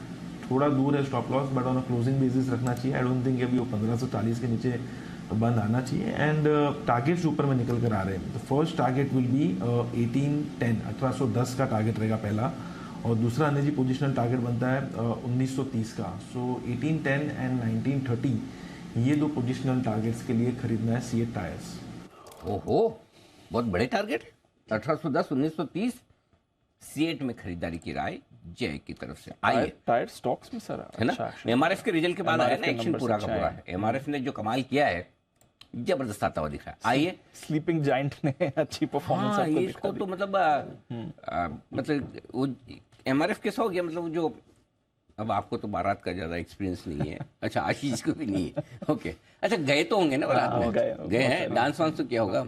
तो बारात में आगे आगे जो एक वो बैंड चलता है ना, जिसमें सबसे बड़ा बाजा होता है, जिसमें उसके बैंड का नाम भी लिखा होता है, अगर खाली बाकी सबको बंद करके उसको सुनो तो उसमें म्यूजिक नाम की कोई दूर दूर तक चीज नहीं है, सिर्फ नॉइस है, मतलब वो शो पीस है, वो कीबोर्ड वाला वो शो पीस है, मतलब वो काम का नहीं है। ऐसे करेक्ट सेम वैसे एमआरएफ है, इतना बड़ा है, दिखने में सुंदर है, वो शो पीस है, कोई खरीद नहीं पाता, है ना, खरीदने की हिम्मत किसी में। अच्छा, पैनल में किसी के पास है एमआरएफ, जरा चेक कराओ, एमआरएफ किसी ने लिया हुआ है? किसी के पास? ठीक है, कोई खरीदने? कुणाल जी, कुणाल जी के यहाँ तो बंसल जी डाका ही डालना पड़ेगा। एमआरएफ भी है आपके पास कुणाल जी? अनिल जी गाड़ी में लगे, अनिल जी अनिल जी गाड़ी में लगे हुए हैं। अब अभी तो बोला, आगे से बोलना मत, जिस स्पीड से आप गाड़ी चलाते हो हमारे वाले डिफेमेशन कर देंगे, बोले हमारे टायर से इतनी स्लो गाड़ी नहीं चल सकती, मतलब इतनी धीरे है। अच्छा जी बंसल जी, अनिल जी कुणाल जी को बता दो, आज ईडी वाले मनापुरम के ऑफिस में जी बिजनेस देख रहे हैं और आपको सुन लिया, आपके पास एमआरएफ है, तो थोड़ा बच के रहना अब आप। नहीं, उन्होंने इसलिए साफ कर दिया टायर है। अच्छा भाई दबे, आप किसी को जानते हैं जिनके पास एमआरएफ का स्टॉक है? कोई नहीं, कोई किसी को जानता भी नहीं जिसके पास को, मतलब ये देखो, तो एक्चुअली अब जय को भी रिकमेंड करना तो सीएटी करेंगे, तो एमआरएफ है, बढ़िया स्टॉक है, लेकिन वही है कि सिर्फ देखने के लिए, बट मार्जिन सर खरीदा नहीं जाता। 10.1 का मार्जिन 14.7% आया, गजब का वहाँ ऑपरेशनली बहुत बढ़िया। एक्चुअली जो रॉ मटेरियल कॉस्ट घटी है उसका बड़ा फायदा मिला है, और इस हिसाब से उम्मीद कर सकते हैं कि आगे भी आपको जो टायर कंपनियों के नतीजे आएंगे वो बेहतरीन आएंगे। आइए बढ़ते आगे, वक्त है बैन से बेनिफिट का।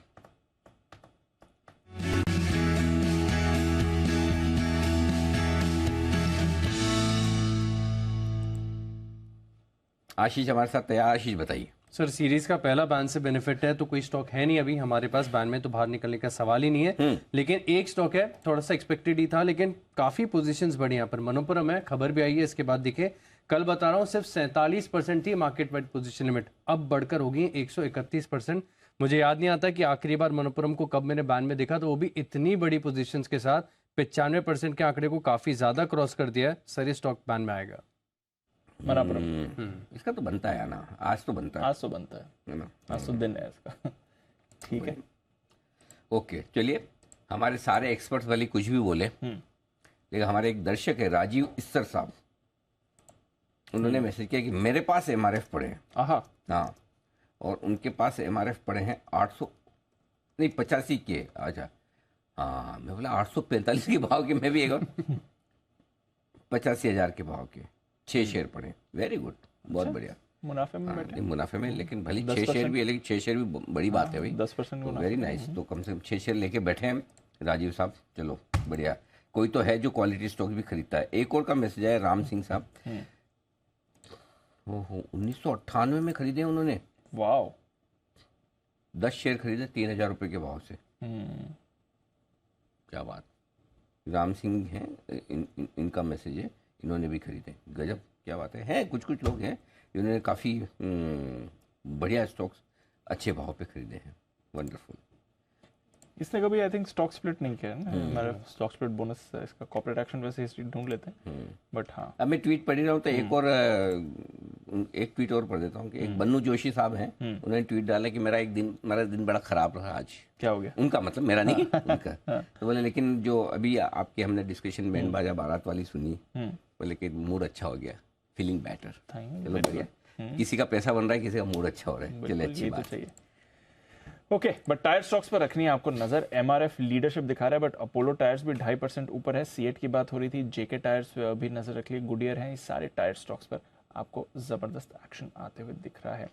एक दो और काउंटर्स हैं जहां पर आपको थोड़ी पॉजिटिविटी अच्छी आती हुई दिख रही है, इस पर भी रखें नजर। केमिकल स्टॉक्स की हम बात कर रहे थे, दीपक नाइट्राइट की अभी बात हुई थी। टाटा केमिकल्स, केमिकल स्पेस की दिग्गज, इसके नंबर्स आने वाले हैं, आइए आज ही आएंगे। आइए एक बार आशीष से जान लिया जाए यहाँ पर बाजार का क्या अनुमान है। आशीष बताइए, टाटा केम।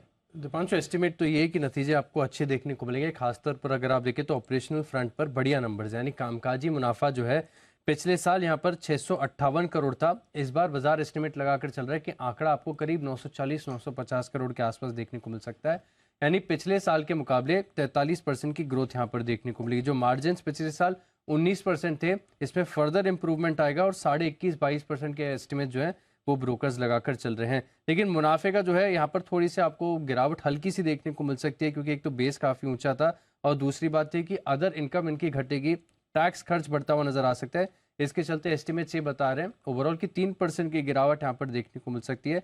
463 करोड़ से घटकर करीब 450 करोड़ रह सकता है और टोटल टॉप लाइन में भी आपको 25% का हेल्दी इजाफा नजर आएगा। लेकिन नतीजे अच्छे आने ये सबको पता है। खास बात ये रहेगी कि प्राइसेस को लेकर कमेंट्री क्या है, क्योंकि कुछ दिन पहले हमने आपको बताया था कि कीमतें जो इन्होंने 3 से 4% घटाई थी, इसके बाद स्टॉक ने बड़ा स्ट्रॉन्ग रिएक्शन दिया था। तो फर्दर क्या एक्सपोर्ट मार्केट्स में भी प्राइस कट करने वाले हैं और भारत मार्केट्स में आगे क्या पकड़ होगी इनकी, क्या यहाँ पर प्राइस रिवीजन करेंगे, ये ज़्यादा इंपॉर्टेंट है। नतीजे सबको पता है बढ़िया आएंगे, नतीजे तो बढ़िया आएंगे, ये तो पता है ही। बट टाटा केमिकल्स एक चार्ट चेक भी ले लिया जाए। जय, अभी आप दीपक नाइट्राइट की बात कर रहे थे, एक बार टाटा केमिकल्स के चार्ट पर भी नजर डालें। बिल्कुल दीप, देखिए टाटा केमिकल्स का जहाँ तक सवाल है दीप, जो पिछले कुछ दिनों पहले एक शार्प सेल ऑफ आया था, वो हिसाब से तो इसने एक अच्छा बेस शॉर्ट टर्म में बनाया है दीप। मैं कहूँगा कि स्ट्रॉन्ग सेल ऑफ आपको 1050 के लेवल से देखने मिला था लगभग 920 के लेवल्स तक, और वहाँ से स्टेडी एक रिकवरी ये स्टॉक में आते हुए नजर आ रही है। आई थिंक जो नेक्स्ट टारगेट इसके बनेंगे वो वही बनेंगे 1000 से 1020 के। इमीडिएटली 1020 तक के लेवल से आपको जो प्रीवियस स्विंग रेजिस्टेंस है वहाँ तक आते हुए देखने मिल सकता है, और सपोर्ट जो है डाउन साइड में वो 955 का है, बने रह सकते हैं। इसमें रिकवरी काफ़ी अच्छी है, and I think with the stop loss of 955 one can stay in the long trade, target 1020। Okay, 1020 के टारगेट के लिए टाटा केमिकल्स पर रखनी है आपको नजर, अच्छी मूव यहां से आ सकती है। एक बिगुल सुमित जी के लिए, सुमित का सुपर हिट।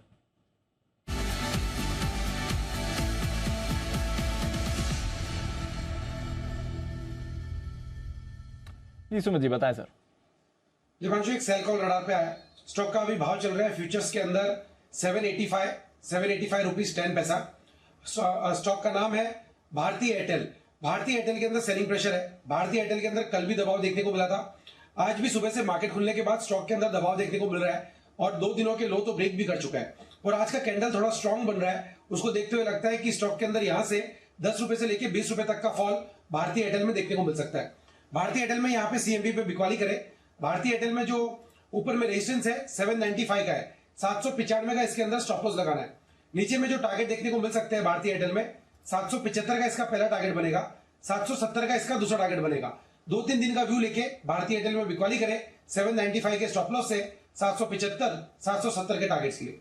775 770 के टारगेट के लिए भारतीय एयरटेल इस पर करनी है आपको बिकवाली। तो सुमित जी अब थोड़ा बिकवाली के टारगेट का चैलेंज और सीरियसली लेते हुए दिख रहे हैं। यूपीएल के बाद भारतीय एयरटेल पर सेल कॉल आ रहा है। कैश का ऑप्शन जय ठक्कर।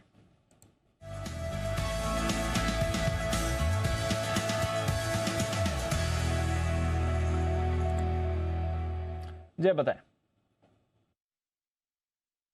दीप, सुबह इन द मनी स्ट्राइक का कॉल ऑप्शन सजेस्ट किया था बैंक निफ्टी का 43,000 का, और अच्छी रिकवरी आई है वहाँ पे। एक्सपेक्ट किया था कि बाउंस बैक आना चाहिए। 397 का दीप टारगेट था और 399 का 393 का हाई भी लगाया, तो I mean almost first target हमारा वहाँ पे आ ही चुका है। अभी भी जो मेरा रिकमेंडेशन है वो बैंक निफ्टी पर ही है। कल ही की एक्सपायरी का दीप 43,500 के स्ट्राइक का कॉल ऑप्शन 69 पर ट्रेड कर रहा है, इसको खरीदने की सलाह है। And this can be taken as a hero zero trade, because 69 पे ट्रेड कर रहा है, कल की एक्सपायरी का है। एक रेंज जो क्लियरली एक्सपायरी की डिफाइंड हो रही है अभी एज ऑफ ना, वो 43,000 और 43,500 की है।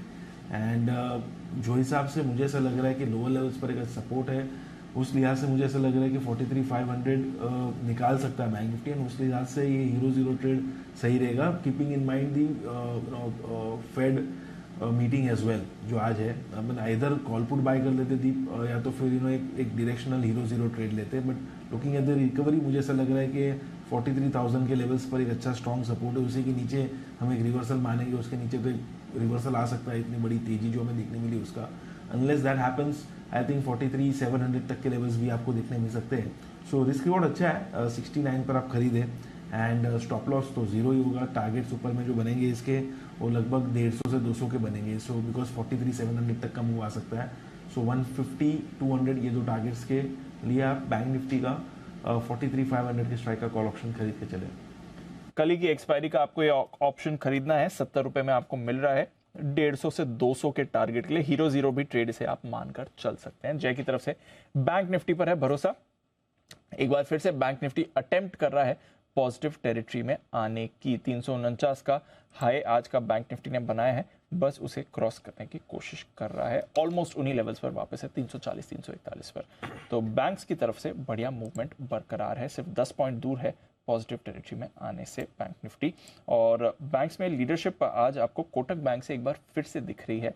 हालांकि एचडीएफसी बैंक से एक रिकवरी आई थी, बट यहाँ पर अच्छा मूवमेंट बना हुआ है। बैंक्स पर रखिए नजर। आइए नतीजों पर भी है हमारी नजर। हीरो मोटो इसकी बात करते हैं। कल आने वाले हैं हीरो मोटो कॉप के नतीजे। हमारे साथ कुशल है तैयार बताने के लिए कैसे रहेंगे नतीजे। कुशल। देखिए दीप, हीरो मोटोकॉर्प के नंबर्स ठीक ठाक लग रहे हैं। खासकर अगर आप कंपनी के मार्जिन्स देखिए तो 11.2% से बढ़कर 11.9% एक्सपेक्टेड है, क्योंकि रियलाइजेशंस वाइज करीबन 3 से 4% की हम बढ़त एक्सपेक्ट करके चल रहे हैं। वॉल्यूम के लिहाज से 7% की ग्रोथ रहेगी। 12.7 लाख यूनिट्स पर कंपनी अपनी वॉल्यूम दर्ज कर सकती है। जाहिर सी बात है कि जो घरेलू मांग है उसमें सुधार आता हुआ दिखा है, और साथ ही जो लागत खर्च है वो भी कंपनी का कम हुआ है। इससे कंपनी का कामकाजी मुनाफे में आपको इजाफा देखने को मिलेगा। करीबन 19% की ग्रोथ के साथ 985 करोड़ पर कंपनी का कामकाजी मुनाफा रह सकता है। आय के लिहाज से 11% की ग्रोथ है और मुनाफा अकॉर्डिंगली 18% बढ़कर 742 करोड़ ये कंपनी अपना प्रॉफिटेबिलिटी दर्ज कर सकती है। अब यही देखना है कि जो रूरल डिमांड है उसमें कितनी हद तक रिकवरी हुई है और आगे चलकर और फर्दर कितनी जल्दी रिकवरी आती हुई दिख सकती है। और एक्सपोर्ट्स पर तो एनी विच वेज आउटलुक जो है सभी ऑटो कंपनियों का बना हुआ है कि अभी जिस तरह की डिमांड गिरी हुई है वहां पर कब वापस से एक रिवर्सल्स के ट्रेंड आते हैं, ये भी देखना काफी इंपॉर्टेंट रहेगा। तो एक्सपोर्ट्स और रूरल डिमांड दोनों पर ही आपको नजर रखनी है। एक्सपोर्ट्स और रूरल डिमांड कैसे रहेंगे दोनों पर रखनी है नजर। 2500 के एग्जैक्ट लेवल पर हीरो मोटो फिलहाल आपको दिख रहा है। आइए एक और बिगुल हिमांशु जी के लिए। हिटमैन हिमांशु।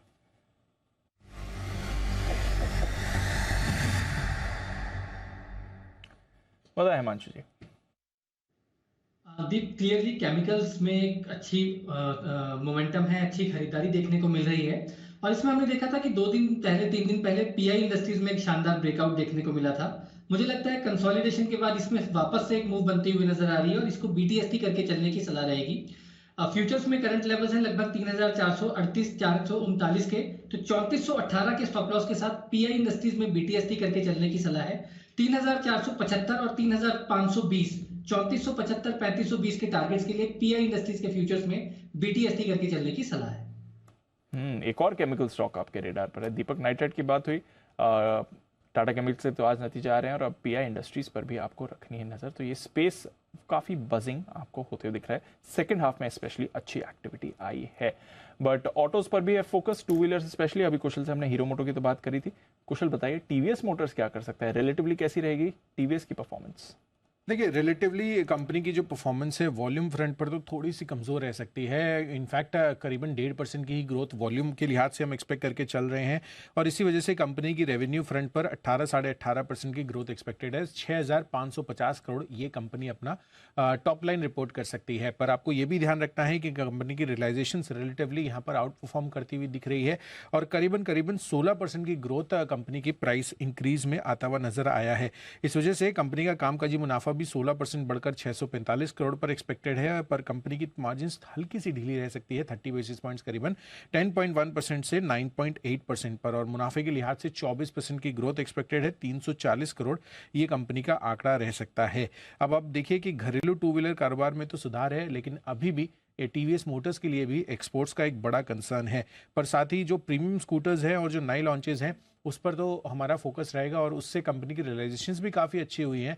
पर साथ साथ ये भी आपको देखना है कि जो कंपनी की iQube बाइक्स है, जो इलेक्ट्रिक टू व्हीलर है, उसको लेकर एक इंपॉर्टेंट माइलस्टोन तो इन्होंने 1 लाख यूनिट्स का अचीव कर लिया है। आगे के लिए किस तरह की ग्रोथ ट्रेजेक्टरी है इस स्पेस को लेकर, इस पर हमारा बड़ा फोकस रहने वाला है टीवीएस मोटर के केस में। तो ये है आपके लिए टीवीएस मोटर्स। इंटरेस्टिंग है, ये काउंटर भी एकदम फ्लैट ही आज कारोबार हो रहा है। इस पर भी कुछ बड़ी मूव नहीं आ रही, बट ये दोनों ऑटो दिग्गज के कल नंबर्स आएंगे और देखते हैं इसके बाद क्या ट्रेंड ये आपके लिए थ्रो अप कर सकते हैं। सुमित जी के लिए एक बिगुल, आइए चलते हैं उनके पास, सुमित का सुपर हिट।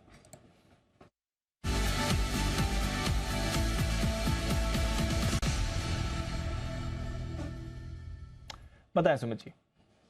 दीपांशु, एक बाय का स्टॉक रडार पे है, 44 रुपए का अभी भाव चल रहा है, 44 रुपए 25 पैसे अभी सीएमपी है। स्टॉक का नाम है ओरिएंट पेपर। ओरिएंट पेपर का स्ट्रक्चर मुझे बढ़िया दिख रहा है। ये स्टॉक पिछले कई दिनों से धीरे धीरे करके ऊपर की तरफ तेजी दिखा रहा है और अभी स्टॉक के अंदर मेरे को लग रहा है कि आने वाले दिनों के अंदर यहां से एक बढ़िया मूव ऊपर की तरफ देखने को मिलेगा।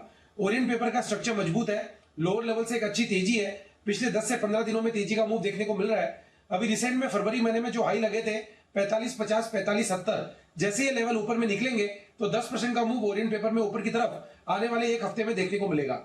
जिन्होंने पोजीशंस बनाई है वो लोग होल्ड करें, ट्रेलिंग स्टॉप लॉस का यूज करें 42 रुपए 50 पैसे के आसपास। ऊपर में 45.70 का लेवल निकलने के बाद पहला टारगेट बनेगा 48 रुपए का, दूसरा टारगेट बनेगा 50 रुपए का। ओरिएंट पेपर में लेवल मेरे को लगता है जल्दी ऊपर की तरफ देखने को मिलेंगे, तो 42 रुपए के स्टॉप लॉस से खरीदारी करें। 48 रुपए से लेके 50 रुपए तक के टारगेट हफ्ते भर में ऊपर की तरफ देखने को मिलने चाहिए। खरीदारी करें ओरिएंट पेपर। ओरिएंट पेपर पर खरीदारी करें। कैश स्टॉक्स पर अब थोड़ा रोटेशन आपको बनते हुए दिख रहा है। टायर स्टॉक्स की अभी बात हो ही रही थी, पेपर स्टॉक्स में भी आपको मूव आती हुई दिख रही है और यहाँ पर अच्छा एक्शन बना है। आइए 3:20 लेते हैं अनिल जी की आज की फाइनल मार्केट स्ट्रैटेजी।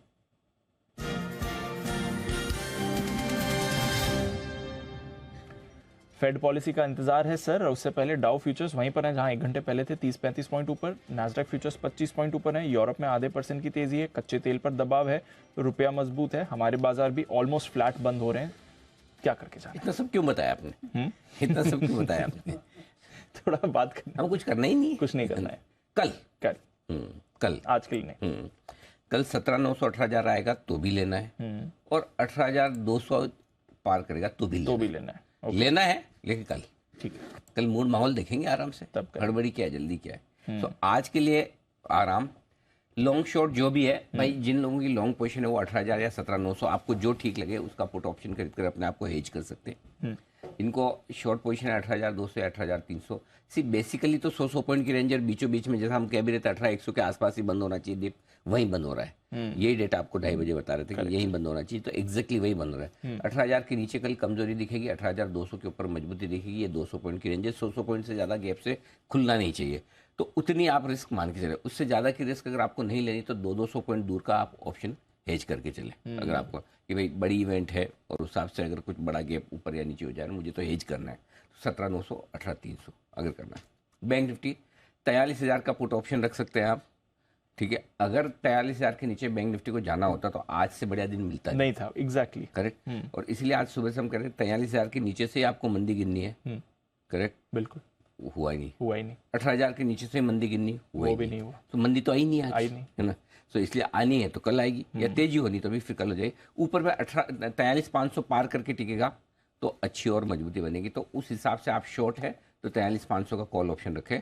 ये 500 पॉइंट की रेंज निफ्टी के लिए, 200 पॉइंट की रेंज बैंक निफ्टी के लिए। फ्रेश ट्रेड आज बिल्कुल भी नहीं, कल क्लियर कट। गॉट इट, ठीक है। तो कल फ्रेश कॉल लेनी है, अगर आपने अभी ली हुई है तो कैरी कर लीजिए, बट सब्सिक्वेंट हेज के साथ आपको ये करना है, ठीक है। आई कल ऑफ कोर्स फेड पॉलिसी का रिएक्शन होगा, बट ढेरों इंपॉर्टेंट नतीजे भी हैं। कंजम्पशन पैक से डाबर के नतीजे कल आने वाले हैं, देखते हैं इस समय इसका क्या ट्रेंड आएगा। एचयूएल से तो हमें थोड़े इंडिकेशंस मिले, डाबर से क्या समझ में आएगा, नूपुर बताइए। बिल्कुल, डाबर के नतीजे बिल्कुल सुस्त रहने वाले। सिर्फ 8% की अनुमान है कि आय बढ़कर आ सकती है। कामकाजी मुनाफा देखें तो 7% से बढ़ के 480 करोड़ के आसपास आ सकता है। मार्जिन्स भी एकदम फ्लैट रहने वाले हैं, 17.8% के आसपास मार्जिन्स आ सकते हैं। मुनाफा भी देखेंगे तो 380 करोड़ के आसपास आते दिखेगा। 3 से 4% डोमेस्टिक वॉल्यूम ग्रोथ का अनुमान है। इंटरनेशनल कारोबार में इस बार इनफैक्ट अनुमान लेके चल रहे कि डबल डिजिट करीबन 11-12% की ग्रोथ यहाँ पर आ सकती है। पिछली तिमाही से ग्रॉस मार्जिन में आपको सुधार नजर आने वाला है, लेकिन कंपनी ने अपने जो एड स्पेंड से, जो एड्स पे जो खर्चा करते हैं वो बढ़ा दिए, तो जिसके चलते वो फ्लो नहीं हो पाएगा कामकाजी मुनाफे में और उसके मार्जिन में। ग्रामीण मांग पे मैनेजमेंट की कॉमेंट्री इंपॉर्टेंट रहने वाली है। मार्केट शेयर काफ़ी इंपॉर्टेंट है कंपनी का, तो यहाँ पर भी नजर रहेगी जो भी आउटपुट आता है यहाँ से। साथ ही साथ खबरें निकल के आ रही है कि डिस्ट्रीब्यूशन को लेके थोड़े कंसर्न है, तो उस पर भी मैनेजमेंट की कॉमेंट्री इंपॉर्टेंट रहने वाली है। तो बहुत सुस्त नतीजे रहेंगे, 3 से 4% डोमेस्टिक ग्रोथ का एक्सपेक्टेशन है, लेकिन मार्जिन अगर फ्लैट आते हैं तो पॉजिटिव हो सकता है डाबर के लिए। मार्जिन अगर फ्लैट गिरे नहीं तो ठीक है। तो चलिए, मार्जिन अगर स्टेबल रहते हैं तो ये एक पॉजिटिव माना जाएगा, अदरवाइज कुछ ज़्यादा खास परफॉर्मेंस हम एक्सपेक्ट कर नहीं रहे हैं डाबर की तरफ से। आइए, एक्सपायरी का ऑप्शन दे रहे हैं सुमित जी, चलते हैं उनके पास।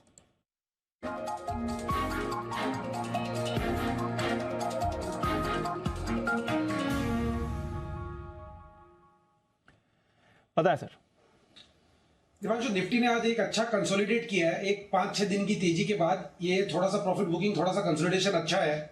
तो मेरे को लगता है कि निफ्टी के अंदर मूव यहां से ऊपर का ही बनना चाहिए। इसके लिए एक्सपायरी का ऑप्शन के अंदर कल की एक्सपायरी वाला 18,050 का कॉल 75-76 के आसपास अभी ट्रेड कर रहा है, इसको लेने का सलाह रहेगा। निफ्टी का 18,050 का कॉल यहाँ पे लेने का सलाह रहेगा। 25 रुपए का इसके अंदर नीचे में स्टॉप लॉस लगाना है, 75 के आसपास इसमें खरीदारी करना है। निफ्टी के अंदर जैसे ही 18,120 के आसपास का लेवल टूटेगा तो फिर उसके बाद निफ्टी में ऊपर में 18,175 से 18,200 तक का मूव ऊपर की तरफ देखने को मिल सकता है। ऐसा होने पे 18,050 के कॉल का टारगेट 125 रुपया, 150 रुपया, तो 18,050 का कॉल खरीदारी करे, 25 के स्टॉप लॉस से 75 के आसपास 125 से 150 के टारगेट्स ले। तो ये है आपके लिए सुमित जी का एक्सपायरी का ऑप्शन, 18,050 की कॉल खरीदने की राय। आइए, एक बिगुल जय ठक्कर के लिए भी जय का जैकपॉट।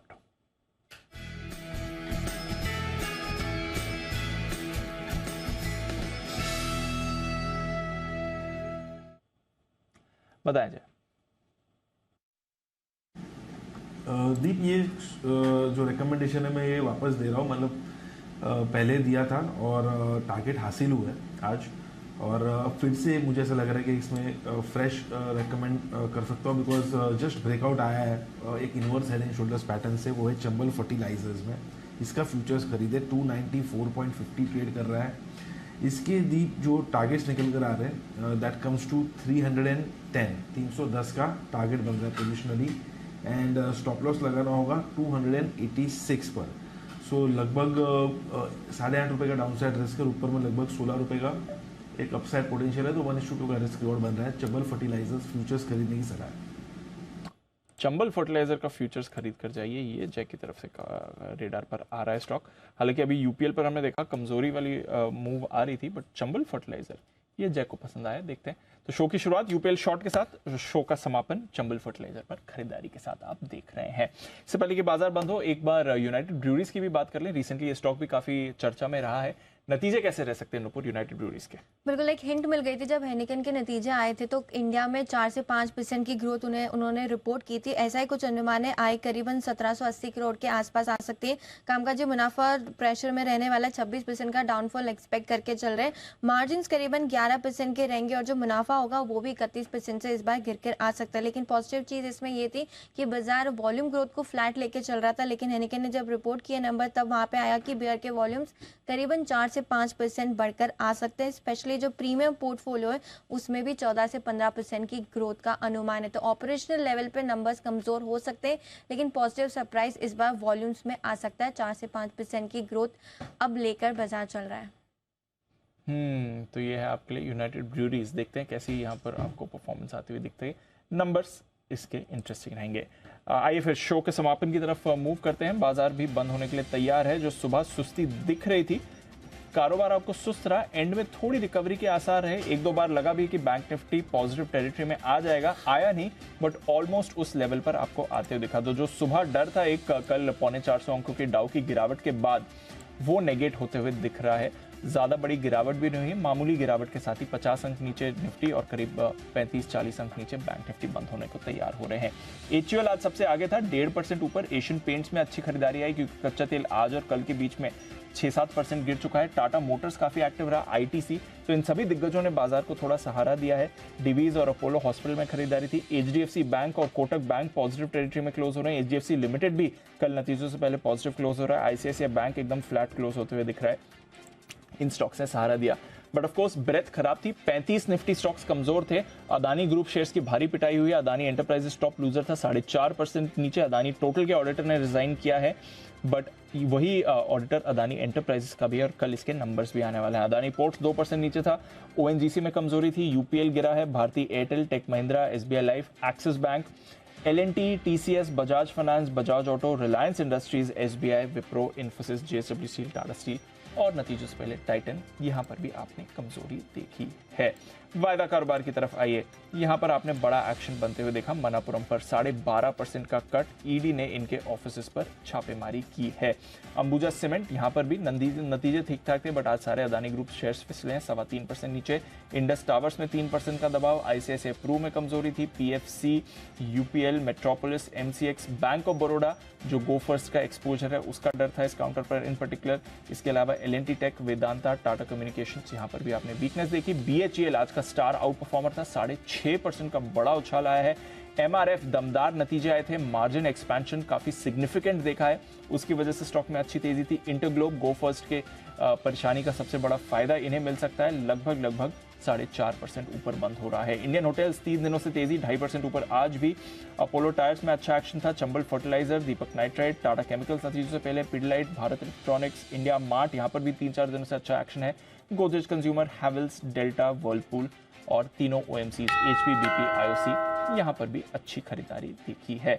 फाइनल क्लोजिंग फिगर्स आने वाले हैं जी। 65 अंक नीचे दोनों प्रोविजनली, अगर आप देखें 65 अंक नीचे निफ्टी, 65 अंक नीचे बैंक निफ्टी क्लोज होते हुए दिख रहा है आपको। बढ़िया है, बढ़िया। तो चलिए, बड़ी गिरावट नहीं हुई, छोटी मोटी गिरावट, और वो भी शायद अगर आज फेड वाला मामला नहीं होता तो शायद भारतीय बाजार इतने कमजोर होते भी नहीं, इससे कम कमजोरी में ही गिर जाते। तो कोशिश तो काफी की रिकवर करने की, लेट्स सी क्या कुछ होता है। आइए बाजार बंद होने के बाद के एक्शन पर करते हैं फोकस। बजट एयरलाइन गो फर्स्ट दिवालिया होने की कगार पर। कंपनी ने अचानक 3 से 5 मई तक अपनी सभी उड़ानों को रद्द कर दिया है। कंपनी का कहना है कि इंजनों की कमी के चलते उसे ऐसा करना पड़ रहा है। आज इसी पर होगी हमारी खास चर्चा कि वाकई में यही है मामला या फिर कंपनी का मिसमैनेजमेंट और फाइनेंशियली कंपनी की सिचुएशन ये है जिम्मेदार। गो फर्स्ट क्यों हुआ पस्त, ये है आज का हमारा विशेष शो। शाम को आपकी खबर, आपका फायदा, देखिएगा जरूर। हमारे साथ होंगे परवेज दमानिया साहब, फाउंडर दमानिया एवरेज, जाने माने एविएशन एक्सपर्ट। धीरज माथुर साहब भी हमारे साथ होंगे, जो कि पूर्व पार्टनर है एरोस्पेस एंड डिफेंस पीडब्ल्यूसी इंडिया। सत्येंद्र पांडे साहब होंगे मैनेजिंग पार्टनर एटी टीवी के। इन तीनों से करेंगे हम मुलाकात। इसके बाद तकनीक जैसे जैसे आगे बढ़ रही है वैसे ही साइबर फ्रॉड का दायरा भी तेजी से बढ़ रहा है, और अब शातिर ठग वॉइस स्कैम से आवाज़ चोरी कर लोगों को अपना शिकार बना रहे हैं। उनकी तैयारी से होती कि लोग समझ ही नहीं पाते कि वो अपने रिश्तेदार या पहचान वाले से बात कर रहे हैं या किसी और से। आज इंडिया 360 डिग्री में वॉइस स्कैम के जरिए हो रही ठगी का पूरा विश्लेषण होगा। एक्सपर्ट से जानेंगे कि इन शातिर ठगों से कैसे आप बचें। अपनों की आवाज़ वाले जालसाज, ये हमारी आज की कवर स्टोरी, जो देखिएगा आप जरूर। आइए, फाइनल क्लोजिंग आ चुकी है। 18,090 के आसपास निफ्टी बंद होता हुआ 57 अंकों के नुकसान के साथ सेंसेक्स 161 अंक नीचे बंद हुआ है। बैंक निफ्टी 43,312, क्या बात है जी, 43,300 पर क्लोजिंग, वंडरफुल। सिर्फ 39 अंकों का नुकसान। डाउ फ्यूचर्स 43 अंक ऊपर, नेस्डैक फ्यूचर्स 24 अंक ऊपर। हमारे बाजारों के बंद होने के बाद समाचार समाप्त हुए। पहले ऐसे होता था, आजकल हम लोग क्लोजिंग अलग ऐसे बराबर नहीं कर रहे। पहले क्लोजिंग बहुत सही होती थी, समाचार समाप्त हुए, तो वो वाली क्लोजिंग का भी अपना मजा था। Sir, of course. तो कुणाल जी, राकेश जी, कहाँ है हमारे एक्सपर्ट्स? हाँ, समाचार समाप्त हुए। कुणाल जी, राकेश जी, सुमित जी। और पहले जब समाचार समाप्त हुए ऐसा बोले जाता तो अलग से धन्यवाद भी नहीं दिया जाता था। आप अपना खुद समझ लो। फिर भी हम तो चलिए आप सबको धन्यवाद देकर ही जाएंगे। जय ठक्कर साहब, हिमांशु जी और बाकी सभी एक्सपर्ट्स का भी बहुत बहुत धन्यवाद। और हम धन्यवाद इसलिए, कल सुबह फिर मुलाकात जो करनी है ना, करनी है, बिल्कुल, वीकली एक्सपायरी भी है, तो कल सुबह तैयार होकर आइए कमर कस के। अच्छा, बाय द वे, कौन कौन आज रात को जगकर अमेरिका के बाजार डाउ और एसजीएक्स निफ्टी देखने वाला है?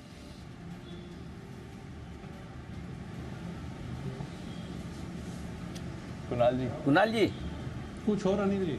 अच्छा, कुणाल जी बताएं।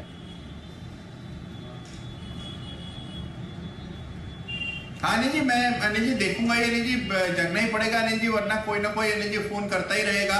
इससे बेहतर है कि जग कर देख लिया जाए, जिससे अगर कोई फोन करे तो अनिल जी पूरी जानकारी अपने पास। आज फोन कर रहा है, वो फोन करने की बजाय खुद क्यों ना देख ले, मेरे को समझ में नहीं आया। अच्छा, कुछ और देखेंगे बंसल जी, और क्या देखना है आज? पावेल साहब बोल रहे हैं, उसके अलावा और क्या देखना चाहते हो? नहीं अनिल जी, एक तो यही देखेंगे, आपने सुबह बोला ही ना कुणाल जी गड्ढे में कूदेंगे तो साथ में कूदेंगे। अनिल जी ये एक फील गुड फैक्टर देता है, मतलब कि शाम को वो यूएस मार्केट देखना आपकी, मतलब कि एक अंग्रेजी वाली फीलिंग आती है अनिल जी, अंग्रेजी के साथ साथ अनिल जी रिचनेस वाली फीलिंग भी आती है। वंडरफुल। तो एक तो शाम को अनिल जी ये देखेंगे अनिल जी। ये दूसरी चीज है जिससे शाम को 8 बजे बाद अंग्रेजी वाली फीलिंग आती है बंसल जी को, पहली तो आप सब जानते ही हैं। जी सर बताएं। नहीं अनिल जी यही चीज है। अच्छा ओके, पहली और आखिरी यही है। ओके चलिए, तो बंसल जी भी देखेंगे, कुणाल जी भी देखेंगे, और बाकी जो देखे ना देखे, सुबह आपको पूरा विश्लेषण मिल जाएगा।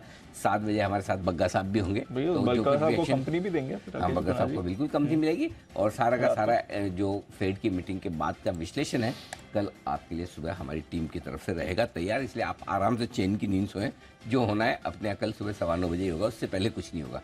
सो SGX देखकर, डाउ देखकर अपनी नींद खराब नहीं करें। सुबह 7 बजे ट्यून इन कर लीजिए। तब तक मुझे और दीप को दीजिए इजाजत।